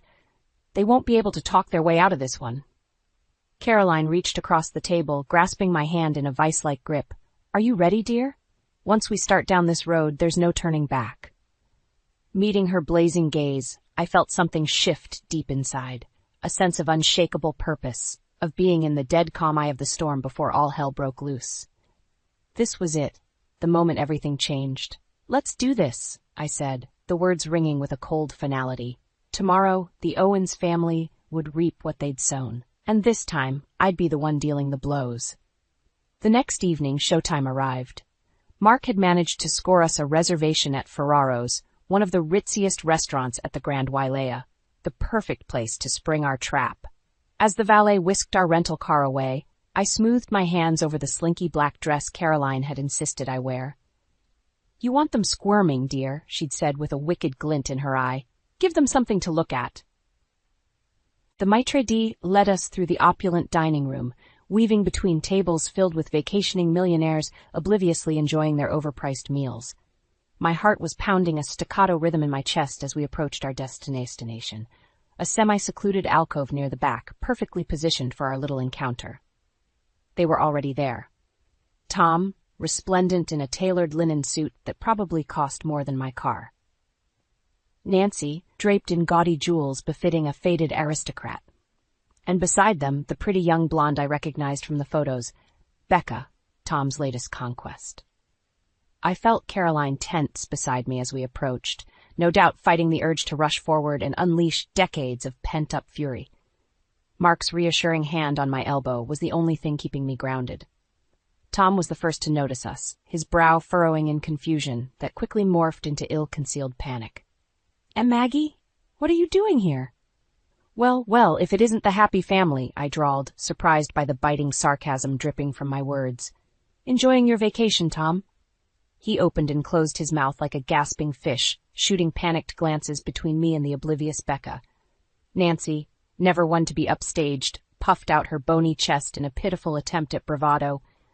"And just what is the meaning of this, Maggie?" she snapped, lips curling into a condescending sneer. "Barging in on our family holiday, putting on such a shameful display. Can it, Nancy?" The words sliced through her tirade like a hot knife through butter. We both know this is no family vacation. With a deft flick of my wrist, I spread the damning photos across the crisp linen tablecloth. Tom draped all over Becca by the pool, whispering into her ear, his face drained of color as his mistress's pretty features contorted in shock and revulsion. You've been watching us?" he choked out, hands trembling.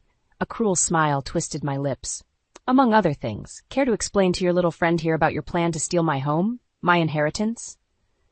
Becca's head whipped around, eyes wide with a mixture of horror and bewildered hurt. "Tom, what is she talking about?" The question seemed to catalyze something within him. Suddenly he was on his feet, fists clenched, a vein pulsing angrily in his forehead. "You stupid little he snarled, seemingly forgetting we were surrounded by gawking onlookers. That's when Caroline made her move. With a spryness that belied her age, she shot out of her seat and seized him by the lapels, slamming him back into his chair with a surprising burst of strength. "Not another word out of you," she hissed, her face a mask of pure venom as she loomed over her cowering son. "You've tormented me for the last time." Tom's eyes bulged in shock and terror as he finally registered the woman restraining him, the same helpless old crone he'd been belittling and demeaning for years. "Mom? But how?" The sickly sweet smile she turned on him then was somehow more chilling than any glare. "What's the matter, Tommy? You look like you've seen a ghost." The shocked silence that fell over our secluded alcove was deafening. Tom stared up at his mother in abject horror, as if she'd grown a second head right before his eyes. Nancy looked equally stunned, her bravado evaporating like smoke. "But you were bedridden," Tom finally sputtered, grasping at straws. "We took care of you, Mother, after Dad died and left everything in shambles." "Don't you dare play the victim with me, Thomas Owens." Caroline spat, her frail body practically vibrating with pent-up rage. "Not after what you and your wretched sister did to me." Her piercing gaze swung to Nancy, who shrank back in her chair. "Stripping me of my assets, my dignity, my very identity, all for that blasted inheritance. Did you really think I wouldn't eventually catch on to your game?" It was like a dam had burst. Years of deception, manipulation, and suffering came pouring out in a torrent of recriminations. Caroline laid it all bare. The vicious power struggle that erupted after her husband's death, the slow erosion of her autonomy at the hands of her own children, the utter disregard they'd shown her as a human being. "We did what was best for the family," Nancy attempted feebly, but her protests were swiftly silenced by a withering glare. "Best for the family?" Caroline laughed, a harsh, bitter sound. "Or best for your own greed? I may be old, but I'm not senile. I know exactly what you two vipers were planning here in Maui." She jerked her chin toward the still scattered photos, Tom and Becca's indiscretions laid bare for all to see, using this little tramp to cuckold Maggie, make her look unhinged so you could steal her home out from under her, just like you did to me. Becca made a small, pained noise in the back of her throat, tears welling in her wide eyes. Tom reached out a placating hand, but she flinched away, revulsion etched across her delicate features. Is that true?" She turned to me, anguish and betrayal writ large. "Were you just using me to take everything from your wife?"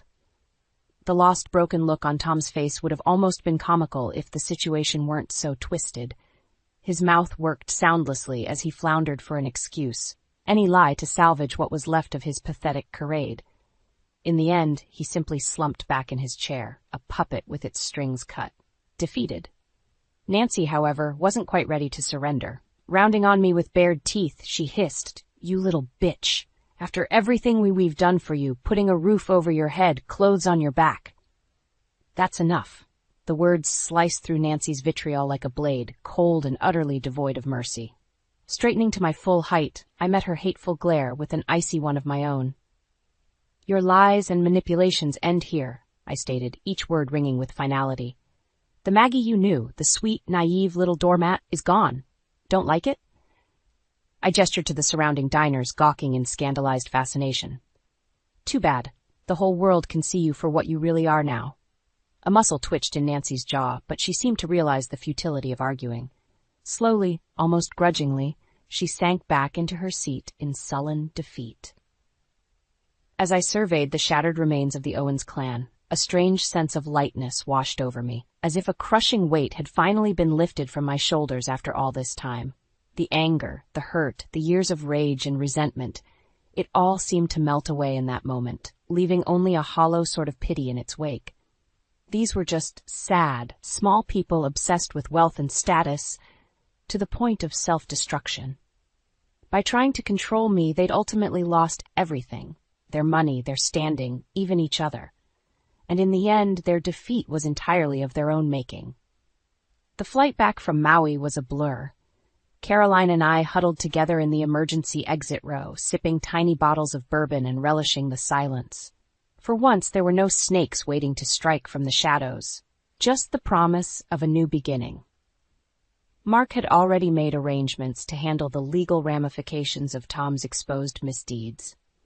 With his connections and the wealth of evidence we'd gathered, he assured us that the appropriate authorities would be brought into the loop to address any potential criminal charges.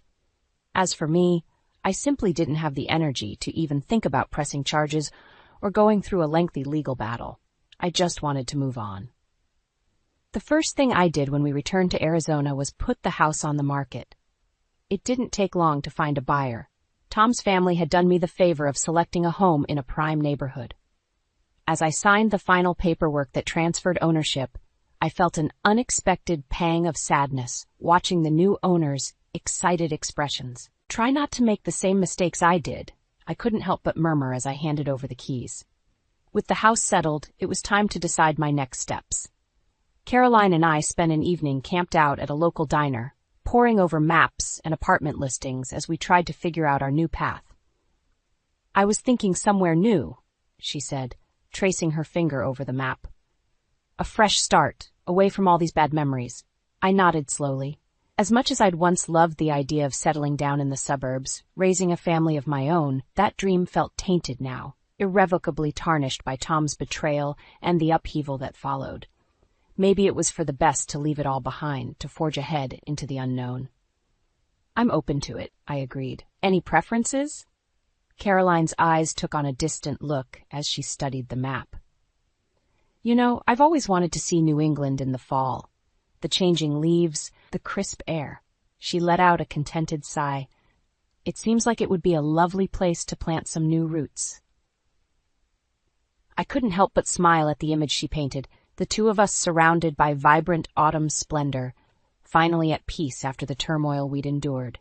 A chance to reinvent ourselves in a place where the Owens name meant nothing. New England it is, then. In the weeks that followed, we began making preparations for our new life, selling or donating what little we had left in Arizona, researching potential towns and job prospects in the Northeast. With each day that passed, it became easier to shed the weight of the past and look ahead with a sense of renewal. On the morning we were set to depart, I took one last walk through the empty house. Upstairs, I peeked into the room that had once been mine and Caroline's command center, covered in maps and photographs detailing every minute of our revenge plot. So much had happened within these walls, so much hurt and anger, yes, but also a reckoning long overdue. A bittersweet smile tugged at my lips as I turned away. The past was the past, the slithering shadows forever banished. Whatever lay ahead in New England was still a mystery, but this time I vowed to march forward with open eyes and a fearless heart. After all, we had already faced down the worst the Owens family could throw at us. From here, the path could only lead forward. As I made my way down the stairs one final time, I felt lighter than I had in years, free of the burdens that once weighed me down. Out in the hallway, Caroline was waiting with an expectant look. "Ready, dear?" she asked, a warm, conspiratorial smile curving her lips. Returning her smile, I gave a decisive nod. We had made it through the shadows.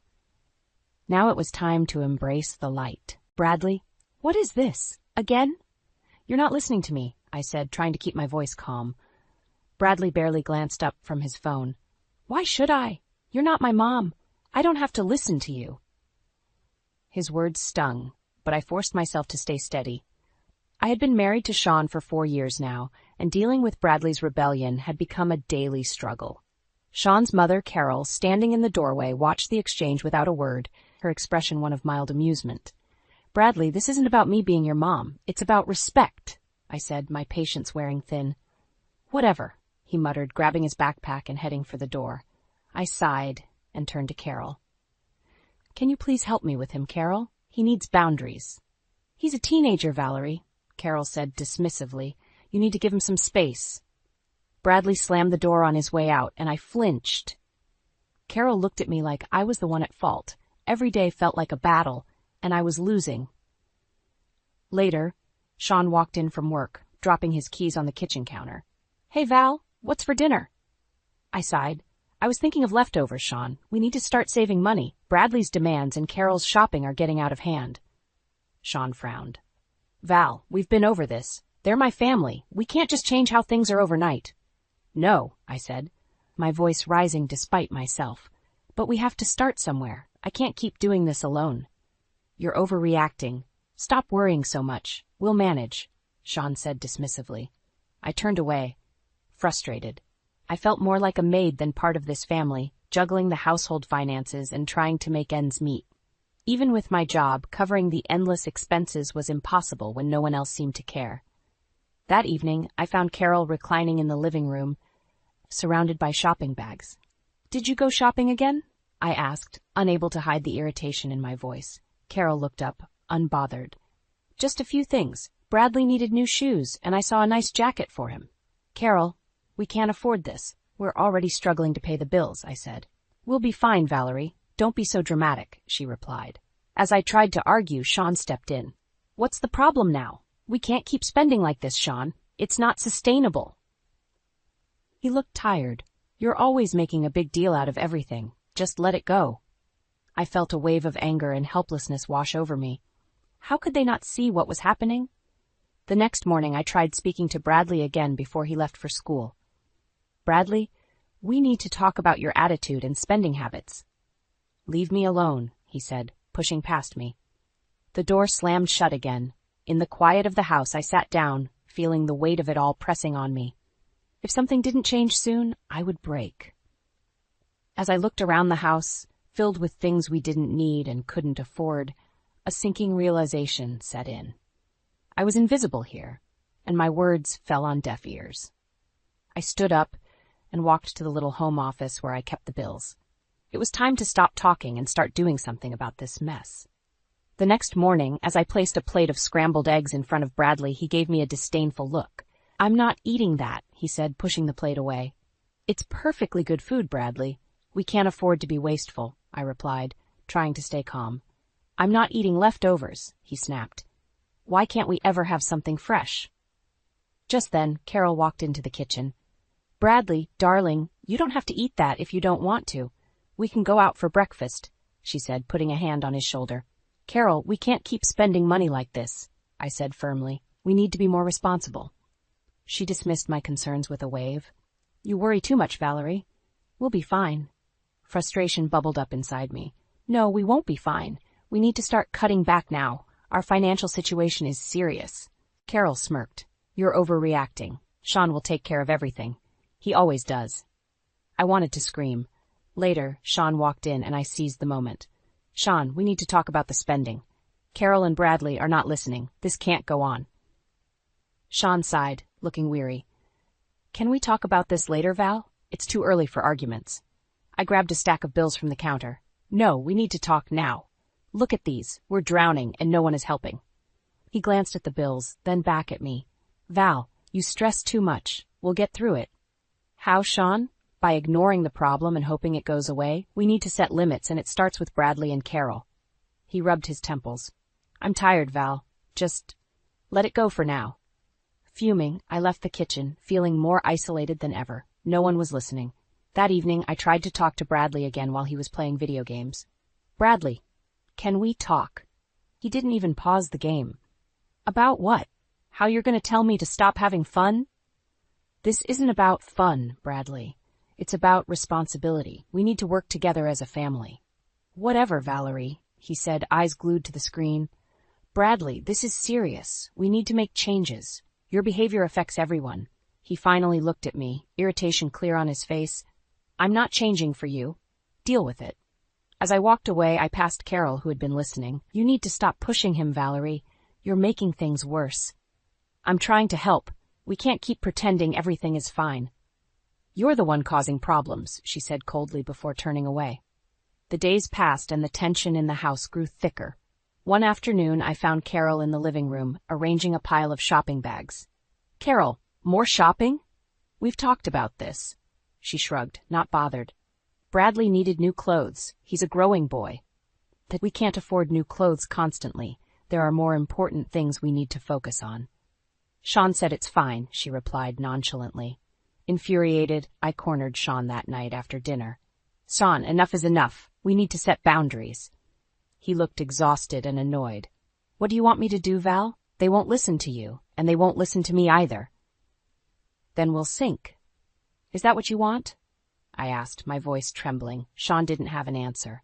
As I watched him retreat into silence, something broke inside me. If they wouldn't change, maybe it was time I did. Ever since our last argument, a heavy silence filled the house.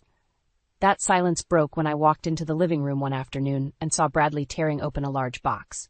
What's that? I asked, already dreading the answer. Bradley's eyes lit up. A new gaming console. Grandma bought it for me. My heart sank. How could Carol keep doing this? I turned to find her standing in the doorway, her expression smug. Carol, we cannot keep buying expensive things. We have bills to pay. Carol crossed her arms. Valerie, it's a small gift. Bradley's been having a hard time. He deserves something nice. We can't afford nice right now, Carol. You know that. Don't be such a stick in the mud, Valerie. He's just a kid. I was furious. Enough, Carol. This kind of spending is sinking us. Sean walked in just as I was about to snap. What's going on? Carol bought Bradley a new gaming console, I said, shaking with anger. Sean rubbed his forehead. Val, can we not fight over this? Let's talk about it later. There's nothing to talk about, Sean. We need to make changes now. This isn't sustainable. He sighed, looking between Carol and me. We'll figure it out. I stormed out of the room, feeling utterly defeated. They were never going to change, and I was hitting a wall every single time. The next morning, I decided to take action. I waited until Bradley left for school and Carol went out shopping. Then I sat Sean down at the kitchen table. Sean, we need to make some serious changes. This is out of control, I began, trying to keep my voice steady. Valerie, I know you're struggling, but what do you expect me to do? He asked, exasperated. You need to start supporting me. Put your foot down with Carol and Bradley. We need to budget and stick to it. I'll talk to them, he said warily, but I had heard that before. No, Sean, you need to do more than talk. You need to enforce it, I said firmly. He looked at me for a long moment. I'll try, he finally said. But try wasn't enough. The following week, nothing changed. Carol continued her shopping sprees, and Bradley kept getting what he wanted. I felt like I was sinking into quicksand. Then, one evening, I overheard Carol talking to a friend on the phone. Valerie's always nagging about money. She needs to relax. Sean will take care of everything like he always does. That was the last straw. I waited until she hung up before confronting her. Carol, enough is enough. You can't keep treating this situation lightly. We need to stop this reckless spending. Carol looked at me with contempt. Valerie, you're overstepping. Who do you think you are? This is my son's house. It's my house, too, and I have a say in how we manage it. Sean's in charge, and he'll make the decisions. Not you, she said, glaring at me. I turned to Sean, who had been standing silently in the doorway. Are you going to let her speak for you? He looked uncomfortable. Val, let's just calm down. We can talk about this. No, Sean. We've talked enough. This has to stop now. Carol smirked. See, Sean? Valerie's just causing trouble. I felt the walls closing in. Without more support from Sean, nothing would change. It was up to me to decide what my breaking point was and what I was willing to tolerate. That night, as I lay in bed staring at the ceiling, I made up my mind. Sean might not back me up, but I had to stand my ground. This cycle had to end, one way or another. The tension in the house reached a boiling point the next morning. Carol was in the kitchen, humming softly to herself as she brewed coffee. Bradley was shoveling cereal into his mouth, ignoring me as usual. I took a deep breath and walked over to the coffee machine. Carol, we need to talk. She glanced at me, raising an eyebrow. What now, Valerie? I kept my voice steady. This can't go on. The spending, the disrespect, we're in a financial crisis and no one is listening. Valerie, is this really necessary? You're blowing things out of proportion, she said, her tone dripping with condescension. I'm not, I said firmly. Sean and I have talked, and we need to make some drastic changes. Carol scoffed. Talked? He'll come to his senses like he always does. You can't change how we live. Actually, I can, I replied. I'm not moving into the new house. This has gone too far. I've had enough. The room went silent. Even Bradley looked up from his cereal. You can't be serious, Carol said, her voice rising. Sean, tell her she's being ridiculous. Sean stood in the doorway, looking helpless. Val, are you sure this is what you want? I nodded. I've thought about it, Sean. I'm done enabling this behavior. I need a break from all of this. You can't just leave, Bradley said, standing up. Who's going to handle everything? I'm sure you'll manage, I replied, keeping my voice calm. Sean stepped forward. Valerie, we're a family. You can't just walk out. Watch me, I said. The determination in my voice surprised even me. That night, I packed my bags. Every creak of the suitcase zipper sounded louder in the quiet house. Sean came into the bedroom and sat on the edge of the bed. Val, please reconsider. We can make things better. I've given it 4 years. Nothing's changed. I need to take care of myself now. How can you do this to us? To me? His voice broke, and for a moment I saw the vulnerability in his eyes that I'd fallen in love with. But it wasn't enough to hold me back this time. I'm doing this for me, Sean. I need space, and I need peace. With my bags packed, I stood at the door. Bradley stormed past me, his face twisted with anger. You're just a quitter, he spat. I ignored the sting of his words and walked out, feeling a strange mix of sadness and relief. In the new apartment, the silence was different. Peaceful, almost welcoming. As the days went by, I started to find a rhythm, a sense of self that had been lost in the chaos. Back at the old house, things began to unravel. I received a call from Sean late one evening. Valerie, we need you. Things are falling apart here. His voice was laced with panic. You need to handle it, Sean. I've done my part. Please, can you at least think about coming back? I can't, Sean. You need to face the consequences of your choices. I need to move on. As I hung up the phone, I felt a weight lift off my shoulders. For the first time in years, I slept soundly, knowing I had finally taken control of my life. I closed the door to my new apartment with a sense of resolve. The place was small but clean, a blank canvas ready for a fresh start. I began to unpack my life, each item a reminder of what I had left behind. Sean's calls were increasingly desperate. Val, we can't manage without you. The bills are piling up. The house is a mess, he confessed during one of our conversations. Sean, you need to step up. I can't keep saving you. I replied firmly. Weeks turned into months, and I settled into a new routine. I found solace in the simplicity of my new life. Carol's incessant calls were easy to ignore, each one more shrill and panic-stricken than the last. One morning, while I sipped my coffee, I received a knock on the door. Opening it, I was surprised to see Bradley standing there, looking more disheveled than I had ever seen him. Bradley, what are you doing here? I asked, keeping my surprise in check. I need help, he mumbled, looking at his feet. Come in, I said, stepping aside. He shuffled in, looking around the small, tidy apartment. This place, it's different. It's mine, I replied simply. Now what's going on? Things are bad at home. Grandma's health isn't great, and Dad, he's just not handling it, Bradley said, his voice cracking. Bradley, you know I can't go back. I needed to make a change. I know, but we're drowning. Dad's been laid off and Grandma had to sell the house. We're living in an apartment now, but it's not enough. I dropped out of school to work. I felt a pang of sympathy, but kept my expression neutral. Bradley, that's not the answer. You need to take responsibility, but not like this. He looked at me, eyes pleading. What should I do then? How do I fix this? You start from the bottom, Bradley. Get a job, finish your education, and understand what it means to be responsible. It takes time, but it's the only way. I know I treated you horribly. I was wrong. I need to make things right, but I don't know how, he confessed, tears welling up in his eyes. You took the first step by coming here. The rest is up to you. If you need guidance, I'm here. But I won't solve your problems for you. Bradley nodded, wiping his eyes. Thanks, Valerie. I'll work on it. As he left, I felt a strange sense of closure.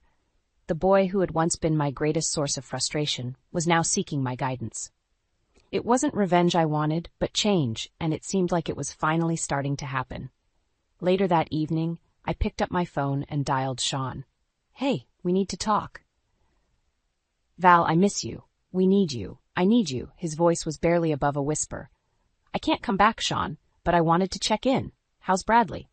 He's trying. He's working and planning to go back to school. I think your leaving was a wake-up call for all of us. I'm glad to hear that, but Sean, you need to learn to manage without me. I know, I'm learning, slowly, but I am. As I hung up, I felt a sense of accomplishment. My departure had forced change, real change. It wasn't instant, but it was happening. A small smile crept onto my face. The journey wasn't over, but for the first time I felt like I had made a real difference. As weeks turned into months, I heard less from Sean and more about their struggles through mutual friends.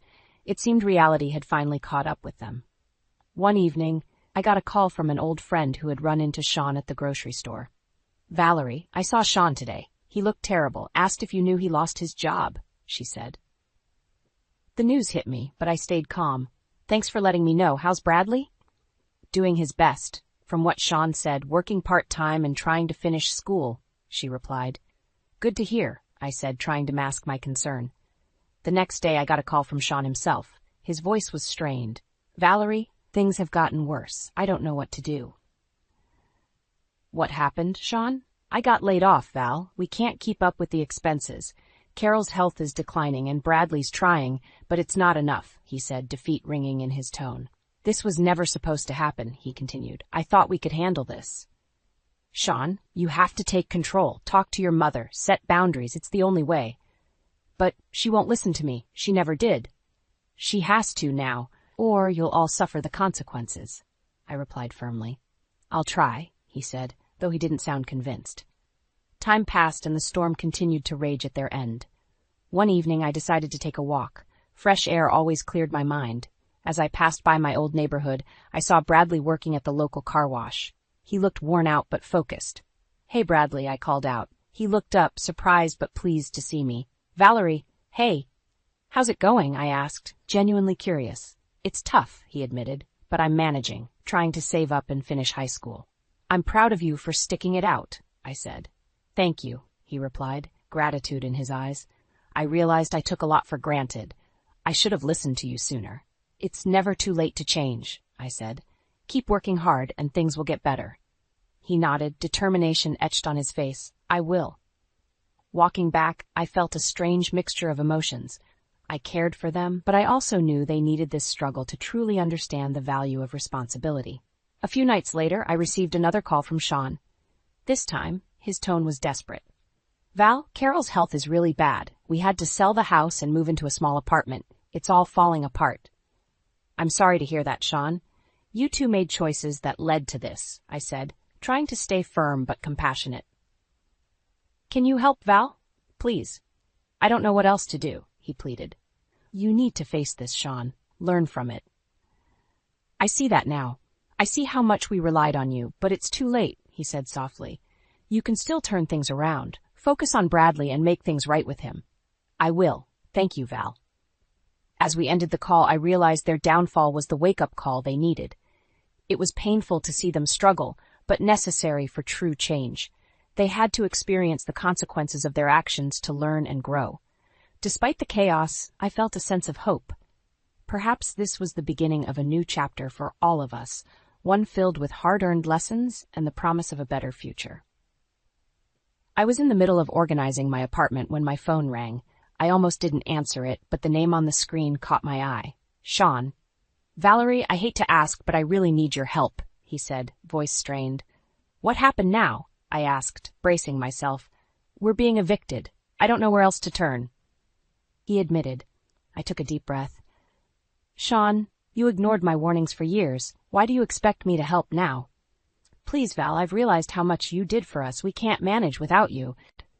"You chose to ignore me, Sean. You need to face the consequences." "But what about Bradley? He needs stability," he pleaded.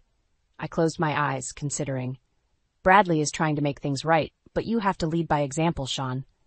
"I'll do anything. Just help us get back on our feet," he said, desperation clear in his voice. "I'll think about it, but understand this, Sean. I won't be your crutch anymore." We hung up, and I felt a mix of emotions. Part of me wanted to rush in and fix everything, but I knew that wouldn't help them in the long run. A week later, I got another call from Sean. "Valerie, we've found a small place we can afford, but I need a loan for the deposit. Can you help?" "Sean, I'll lend you the money, but this is the last time. You have to make a plan and stick to it. I promise, Val. This time will be different. We arranged to meet at a cafe to finalize the loan. As I arrived, I saw Sean sitting at a corner table, looking more worn than I'd ever seen him. Thank you for coming, he said as I sat down. I'm doing this for Bradley, I replied. Sean nodded. I understand. We'll pay you back, I swear. I handed him the check. Make sure you do, and start taking responsibility. Bradley needs you to be strong. I know, I will. Thank you, Val, he said sincerely. As I left the cafe, I hoped this would be the turning point for them. Days passed, and I focused on my own life. One afternoon, I received a call from Bradley. Valerie, can we meet? I have something to show you. Curious, I agreed. We met at a small park. Bradley looked healthier, more focused. Look, he said, showing me a report card. I passed all my classes. I'm graduating next month. Bradley, that's wonderful. I'm so proud of you, I said, genuinely happy. Thanks, Valerie. I couldn't have done it without your guidance. You did the hard work, Bradley. Keep it up. As we sat and talked, I realized how much he had grown. He was maturing into a responsible young man. How's Sean? I asked. He's trying. He's working 2 jobs now and managing the finances better. Good to hear. Stay on track, both of you. We will, Valerie. We've learned a lot from this, he said. Walking back to my apartment, I felt a sense of closure. They were finally learning from their mistakes, and I had played my part. A few weeks later, I got another call from Sean. Val, I wanted you to know we've paid the first month's rent on time. Things are looking up. I'm glad to hear that, Sean. Keep it up. I will. Thank you for everything. As the call ended, I felt a sense of peace. My decision to leave had been the catalyst for real change. While they still had a long way to go, they were finally on the right path. For the first time in years, I felt like I could breathe easy, knowing I had made the right choices for myself and, indirectly, for them as well. A few months passed, and life carried on without much contact from Sean and Bradley. One day, while returning from the grocery store, my phone buzzed with a message from Bradley. Valerie, can you meet me at the park? Need to talk. I agreed, curious and maybe a little concerned. When I arrived, I found Bradley sitting alone on a bench, a somber look on his face. What's going on? I asked, taking a seat beside him. It's Grandma. She's not doing well. We had to sell her part of the house to pay for medical bills, he confessed, eyes downcast. I'm sorry to hear that, Bradley, I said sincerely. It's been really tough. Dad's trying, but he's stretched so thin. We're just surviving day by day. I placed a comforting hand on his shoulder. You've come a long way, Bradley. Don't lose hope. I know, it's just hard seeing everything fall apart. His voice broke. You've got to stay strong for yourself and for your dad. Thanks, Valerie. It means a lot to hear you say that. I'm always here if you need to talk, I reassured him. On my way home, I thought about Carol. She had never shown me kindness, but seeing her suffer now didn't bring me joy either. This was karma playing out in real life, teaching its harsh lessons. A week later, Sean called me. His voice was weary. Val, it's Carol. She's bedridden now, and we have to move her to a care facility. We can't handle her medical needs. I'm sorry to hear that, I replied, trying to balance empathy with my own emotional distance. Any advice on what we can do? Look into community resources. There are programs that can help you manage financially and medically. I will. Thanks, Val. I appreciate it, he said, his voice sincere. A month later, as I was strolling through town, I ran into an old neighbor who told me Carol had moved into a small apartment near the care facility. The news left me feeling a strange mix of vindication and pity. One rainy afternoon, I stopped by the local diner for a coffee. As I entered, I saw Bradley cleaning tables. He looked up and smiled when he saw me. Valerie, hey. Hey, Bradley. How's it going? Better. Dad got a more stable job, and I'm working here part-time while finishing high school. I'm glad to hear that. Keep working hard. I will. Thanks for everything, Val, he said earnestly. As I left the diner, I bumped into Sean. He looked older, more worn, but there was a glimmer of hope in his eyes. Valerie, he said, his tone softer than I remembered. Sean, I replied, keeping my emotions in check. I wanted to thank you. Your leaving made us wake up. We're still struggling, but at least we're trying now. I'm glad to hear that. You know, Sean, it's never too late to change. He nodded. We're learning that the hard way. As we stood there, the rain pouring around us, I felt the closure I had longed for finally settling in. The Turner family had learned their lessons through the trials they'd faced, and while it had been a difficult journey, it was clear they were on a path to redemption. "Take care, Sean," I said, turning to leave. "You too, Val," he replied, his voice carrying a sense of genuine appreciation. Walking away, I felt lighter. The drama and chaos that once filled my life had dissipated, leaving room for new beginnings. Bradley's growth, Sean's newfound responsibility, and even Carol's change of circumstances were all part of the greater tapestry of life's lessons learned. For the first time in a long while, I felt at peace, knowing my decisions had steered not just me, but all of us towards a better future.